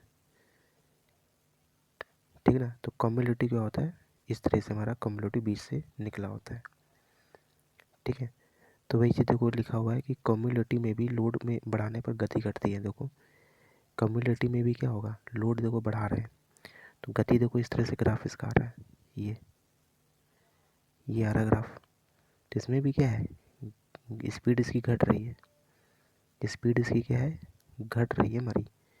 तो वही चीज़ देखो यहाँ लिखी हुई है कि कम्युलेटिव में भी लोड बढ़ाने पर स्पीड जो होती है हमारी घटती है, सीरीज की तुलना में कम घटती है तथा शंट की तुलना में क्या होता है, ज़्यादा घटती है। कम्युलेटिव में भी लोड बढ़ाने पर गति घटती है, सीरीज की तुलना में जो है वो कम घटती है तथा शंट की तुलना में जो है वो स्पीड जो है वो हमारी ज़्यादा घटती है। ठीक है, तो देखो वही चीज़ देखो लिखा हुआ है हमारा, ये हमारा देखो है, ये गति और लोड के बीच में ग्राफ है। तो देखो ये हमारा कम्युलेटिव ऐसे जा रहा है, ये हमारा कम्युलेटिव 20 से जा रहा है। तो देखो सीरीज के बीच में गैप क्या कम है, तो सीरीज की तुलना में कम घट रही है, लेकिन जो शंट है उसके बीच में गैप ज़्यादा है तो इसमें ज़्यादा घटता है। तो वही क्या चीज़ कह रहा है कि कम्युलेटिव में भी क्या होता है, लोड बढ़ाने पर स्पीड कम होती है लेकिन सीरीज की तुलना में कम घटती है, और शंट की तुलना में क्या होती है, ज़्यादा घटती है। ठीक है, अब हम ज़रा ग्राफ देख लेते हैं किसमें, टार्क और लोड के बीच में ग्राफ देख लेते हैं। इसमें भी तीनों को हमने कॉम्बिनेशन करके बनाया हुआ है। तो सीरीज का हमारा कैसा था, सीरीज में देखो पहले क्या थी, जो टार्क जो था इस तरह से था, ठीक है ना, इस तरीके से था।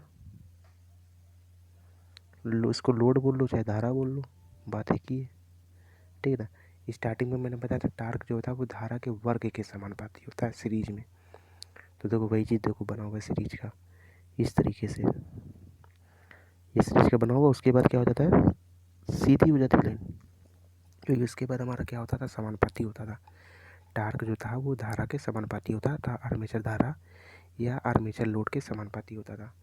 तो देखो स्टार्टिंग में जो टार्क था, स्टार्टिंग में जो लोड है, ठीक है, इस तरह से हमारा ऐसे है, इसके बाद हमारी सीधी लाइन है, ठीक है। तो ये जो हमारा जो ये वाली जो लाइन है ना, ये वाली, ये जो लाइन है, इसमें हमारा सीरीज और शंट दोनों है। और शंट में क्या होता है, शंट में हमारी बिल्कुल सीधी मिलती है। तो देखो सीधी लाइन है शंट की, स्टार्टिंग से ही सीधी है, ठीक है। और कम्युलेटिव क्या होगा, 20 से जाएगा, ये कम्युलेटिव ऐसे, ये कम्युलेटिव है रेड पेन से, ठीक है ना।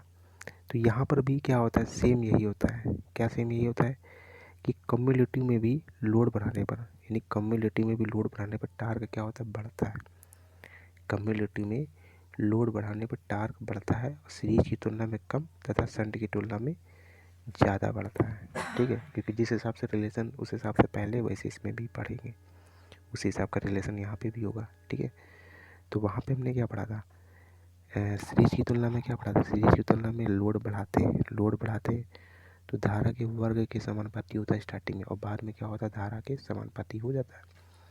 और शंट में क्या पढ़ा था, शंट में हमने पढ़ा था कि लगभग स्थिर रहता है, लगभग क्या रहता है, स्थिर रहता है। तो कम्युलेटिव में क्या होगा कि यहाँ पर भी सेम इसी तरीके से होता है। किस तरह से, कम्युलेटिव में भी लोड बढ़ाने पर टार्क क्या रहेगा, बढ़ेगा। टार्क क्या रहेगा, बढ़ेगा, क्योंकि लोड बढ़ाते हैं तो उसमें भी पहले क्या होता है, सीरीज में धारा के वर्ग के समानुपाती बढ़ता है, इसके बाद उसके समानुपाती बढ़ता है। तो कम्युलेटिव में भी बढ़ेगा लेकिन वर्ग के समानुपाती नहीं बढ़ता है, ठीक है, बढ़ता है लेकिन वर्ग के समानुपाती कम्युलेटिव में नहीं बढ़ता है, ठीक है। तो कम्युलेटिव में भी लोड बढ़ने पर टार्क बढ़ता है, सीरीज की तुलना में तो कम बढ़ता है, लेकिन इसमें सीरीज की तुलना में कम बढ़ता है, लेकिन शंट की तुलना में ज़्यादा बढ़ता है। क्यों, क्योंकि शंट में स्थिर रहता है, शंट में स्थिर रहता है इसलिए, ठीक है। ये पॉइंट हो गए। इसके बाद देखो इसका उपयोग है, यूज कहाँ कहाँ करते हैं। तो डीसी कंपाउंड मोटर का यूज कहाँ कहाँ करते हैं, तो लोड के परिवर्तन होने पर भी गति लगभग स्थिर रहे, वहाँ इसका यूज करेंगे। लोड के परिवर्तन होने पर भी स्थिर है तो वहाँ पे हम लोग कम्युलेटिव का प्रयोग करेंगे। किसका प्रयोग करेंगे, कम्युलेटिव कंपाउंड मोटर का प्रयोग करेंगे। तो लोड के परिवर्तन होने पर भी गति लगभग स्थिर रहती हो, वहाँ पे हम लोग यूज करेंगे। कहाँ कहाँ, जैसे कि हमारा लिफ्ट में हो गया, यानी एलिवेटर में हो गया, स्वचालित सीढ़ियाँ होगी जिसको लिफ्ट बोलते हैं हम लोग, जैसे जाते हो ना, जैसे जीना चढ़ने वाली होती है, एक होती है सीढ़ियाँ जो होती है अपने मन से चलती रहती हैं, पैर रखो खट से ऊपर। तो कहाँ कहाँ यूज करेंगे, एलिवेटर में यूज करेंगे, लिफ्ट में, ठीक है। स्वचालित सीढ़ियों में करते हैं, इसके बाद प्रिंटिंग प्रेस में भी करते हैं। देखो यहाँ से एग्जाम्पल देख लो, स्वचालित सीढ़ियाँ, यानी कि लोड बढ़ने पर भी क्या होता है, लगभग स्थिर गति रहती है। तो देखो जैसे मॉल वगैरह जब गई होगी, ठीक है, तो वैसे भी एक ही बार गया हो ज़िंदगी में, एक ही बार मॉल गया हो शायद। तो जब सीढ़ियाँ चढ़ते हैं हम लोग, ठीक है, जिसको लिफ्ट बोलते हैं, ठीक है, तो जैसे मैं, चाहे तुम सिंगल आदमी जाएगा तब भी वो उतनी स्पीड से चलेगा, उसमें अगर 20-25 लोग होंगे तब भी वो उतनी ही स्पीड से चलता है। तो स्पीड में चेंजमेंट नहीं है, स्पीड में चेंजमेंट नहीं है, तो इसका मतलब कौन सी मोटर लगी होगी, शंट मोटर लगी होगी। तो सीधी शंट मोटर लगी होगी। अगर शंट मोटर ऑप्शन में नहीं हुआ तब कौन सी मोटर लगी होगी, हमारा कम्युलेटिव कंपाउंड मोटर लगी होगी। कौन सा लगा होगा, कंपाउंड मोटर लगी हुई है, और कंपाउंड मोटर के अंतर्गत भी कौन सी लगी होगी, कम्युलेटिव लगी होगी। ठीक है, देखो 3 तरह से आंसर मिल सकता है, या तो संट होगा ऑप्शन में, संट नहीं हुआ तो कंपाउंड होगा, और कंपाउंड नहीं हुआ तो हमारा कौन सा होगा, कम्युलेटिव कंपाउंड मोटर होगा। ठीक है, ये तो पढ़ा हमने किसके बारे में, कम्युलेटिव के बारे में। अब हम पढ़ते हैं किसके बारे में, डिफरेंशियल कंपाउंड मोटर के बारे में पढ़ते हैं। ठीक है, तो देखो यहाँ पे बेसिक बेसिक चीज़ें तो हम पहले ही पढ़ चुके हैं हम लोग, किस तरह से फिगर बनता है ये सब, तो फिगर जैसा उसने बनाया था वैसे ही फिगर यहाँ पे भी बनेगा। ठीक है, तो देखो डिफरेंशियल कंपाउंड मोटर जो होता है, कौन सा मोटर, डिफरेंशियल कंपाउंड मोटर जो होता है उसमें जो हमारा चुंबकीय फ्लक्स जो होता है, चुंबकीय बल रेखाओं की संख्या होती है, वो हमारा क्या होता है, घटने के रूप में होता है, यानी आई सेंट माइनस का आई सीरीज। ठीक है, तो डिफरेंशियल कंपाउंड मोटर ये होता है कि दोनों घटती हैं। ठीक है, दोनों का डिफरेंस लेते हैं, नाम से क्लियर है डिफरेंस, यानी इन दोनों का अंतर लेना है। तो जो चुंबकीय फ्लक्स होता है वो शंट फील्ड वाइंडिंग में और माइनस का सीरीज फील्ड वाइंडिंग का डिफरेंस के बराबर होता है।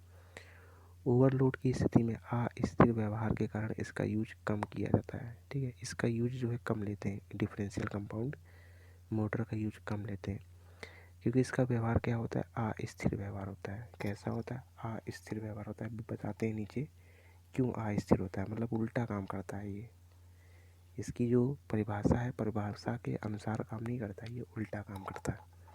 ठीक है, तो यानी कि इसका जो व्यवहार है वो क्या होता है, अस्थिर। जैसे नहीं बोलते घर में किसी का क्या होता है, बहुत ही भिन्न व्यवहार होता है, बहुत ही अलग टाइप का किस्म का आदमी जो होता है। ठीक है, तो ओवरलोड की स्थिति में, ओवरलोड की स्थिति में व्यवहार, ओवरलोड की स्थिति में अस्थिर व्यवहार के कारण इसका उपयोग क्या होता है, कम किया जाता है। ओवरलोड की स्थिति में अस्थिर व्यवहार के कारण जो है इसका उपयोग क्या है, कम किया जाता है। कहाँ कहाँ करते हैं इसका उपयोग, बैटरी चार्जिंग में करते हैं, और बूस्टर के रूप में इसका यूज करते हैं। किसका, डिफरेंशियल कंपाउंड मोटर का यूज कहाँ करते हैं, बैटरी चार्जिंग और बूस्टर के रूप में किया जाता है। ठीक है, डिफरेंशियल कंपाउंड मोटर का। अब देखो हमने अभी ऊपर बात की अस्थिर व्यवहार, किसकी बात की, अस्थिर व्यवहार। क्या होता है अस्थिर व्यवहार डिफरेंशियल कंपाउंड मोटर में, तो देखो हमने अभी क्या पढ़ा, हमने पढ़ा कि लोड अगर बढ़ाओगे मोटर में, अगर टार्क तुमने बढ़ा दिया, टार्क बढ़ाने पर मोटर की स्पीड या तो क्या होगी, घटती है, या फिर क्या रहती है, नियत रहती है। ठीक है, टार्क बढ़ाओगे, जैसे कि तुमने डीसी सीरीज मोटर में पढ़ा, तो डीसी सीरीज मोटर में जो स्पीड होती है क्या होती है, व्युत्क्रमानुपाती समानुपाती होता है। टार्क और स्पीड के बीच में ग्राफ कैसा होता है, व्युत्क्रमानुपाती होता है। टार्क अगर बढ़ाओगे तो स्पीड हमारी कम हो जाएगी। ठीक है, किसमें, है सीरीज में। कंपाउंड में क्या होती है, लगभग स्थिर रहती है, लगभग स्थिर रहती है, लेकिन टार्क अगर ज़्यादा ही वो करोगे, लोड अगर डालोगे तो स्पीड कम हो जाती है। ठीक है, तो मतलब इन दोनों में से कोई एक कंडीशन होगी। अगर तुमने टार्क को बढ़ाया है, अगर टार्क को बढ़ाओगे तो मोटर की स्पीड जो है या तो नियत रहती है, या फिर क्या होती है, घटती है। या तो नियत रहती है या फिर क्या होती है, घटती है। ठीक है, शंट मोटर के लिए क्या पढ़ा था, नियत रहती है, और सीरीज मोटर में क्या होती है, घट जाती है। ठीक है, तो इन दोनों में से कोई एक कंडीशन होनी चाहिए थी, लेकिन डिफरेंशियल कंपाउंड मोटर में उल्टा काम होता है। यहाँ पर होता क्या है, यहाँ पर स्पीड हमारी बढ़ जाती है, यहाँ पर स्पीड बढ़ जाती है। बताइए, स्पीड कम होनी चाहिए थी, लेकिन अभी तक की यानी अपवाद है एक तरीके से। क्या है ये, एक तरीके से ये हमारा अपवाद है। क्या है, अपवाद है एक तरीके से।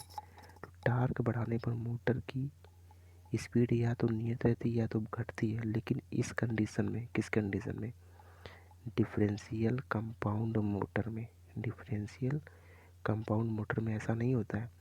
डिफरेंशियल कंपाउंड मोटर में क्या होता है, टार्क अगर बढ़ाओगे तो स्पीड क्या हो जाती है, बढ़ जाती है। टार्क अगर बढ़ाओगे तो स्पीड बढ़ जाती है। अपवाद का क्वेश्चन है, कौन सा क्वेश्चन है, अपवाद का क्वेश्चन है। तो ये क्वेश्चन पूछा भी बहुत जाएगा, क्योंकि लोगों का गलत होगा, क्योंकि आदमी जानता है लोड बढ़ेगा तो हमारी स्पीड घटेगी, लेकिन डिफरेंशियल कंपाउंड मोटर में ऐसा है ही नहीं। लोड अगर बढ़ाओगे तो स्पीड बढ़ेगी। ठीक है, तो यही अस्थिर व्यवहार है इसका, बट यहाँ पर स्पीड बढ़ जाती है, यही अस्थिर व्यवहार है। ठीक है, इसीलिए हम लोग क्या करते हैं, डिफरेंशियल कंपाउंड मोटर का उपयोग जो है बहुत ही कम करते हैं, इसीलिए डिफरेंशियल कंपाउंड मोटर का उपयोग क्या करते हैं, बहुत ही कम करते हैं। तो देखो ये हमने बनाया है ग्राफ स्पीड और टार्क के बीच में, किसके बीच में, स्पीड और टार्क के बीच में ग्राफ हमने बनाया है, ठीक है।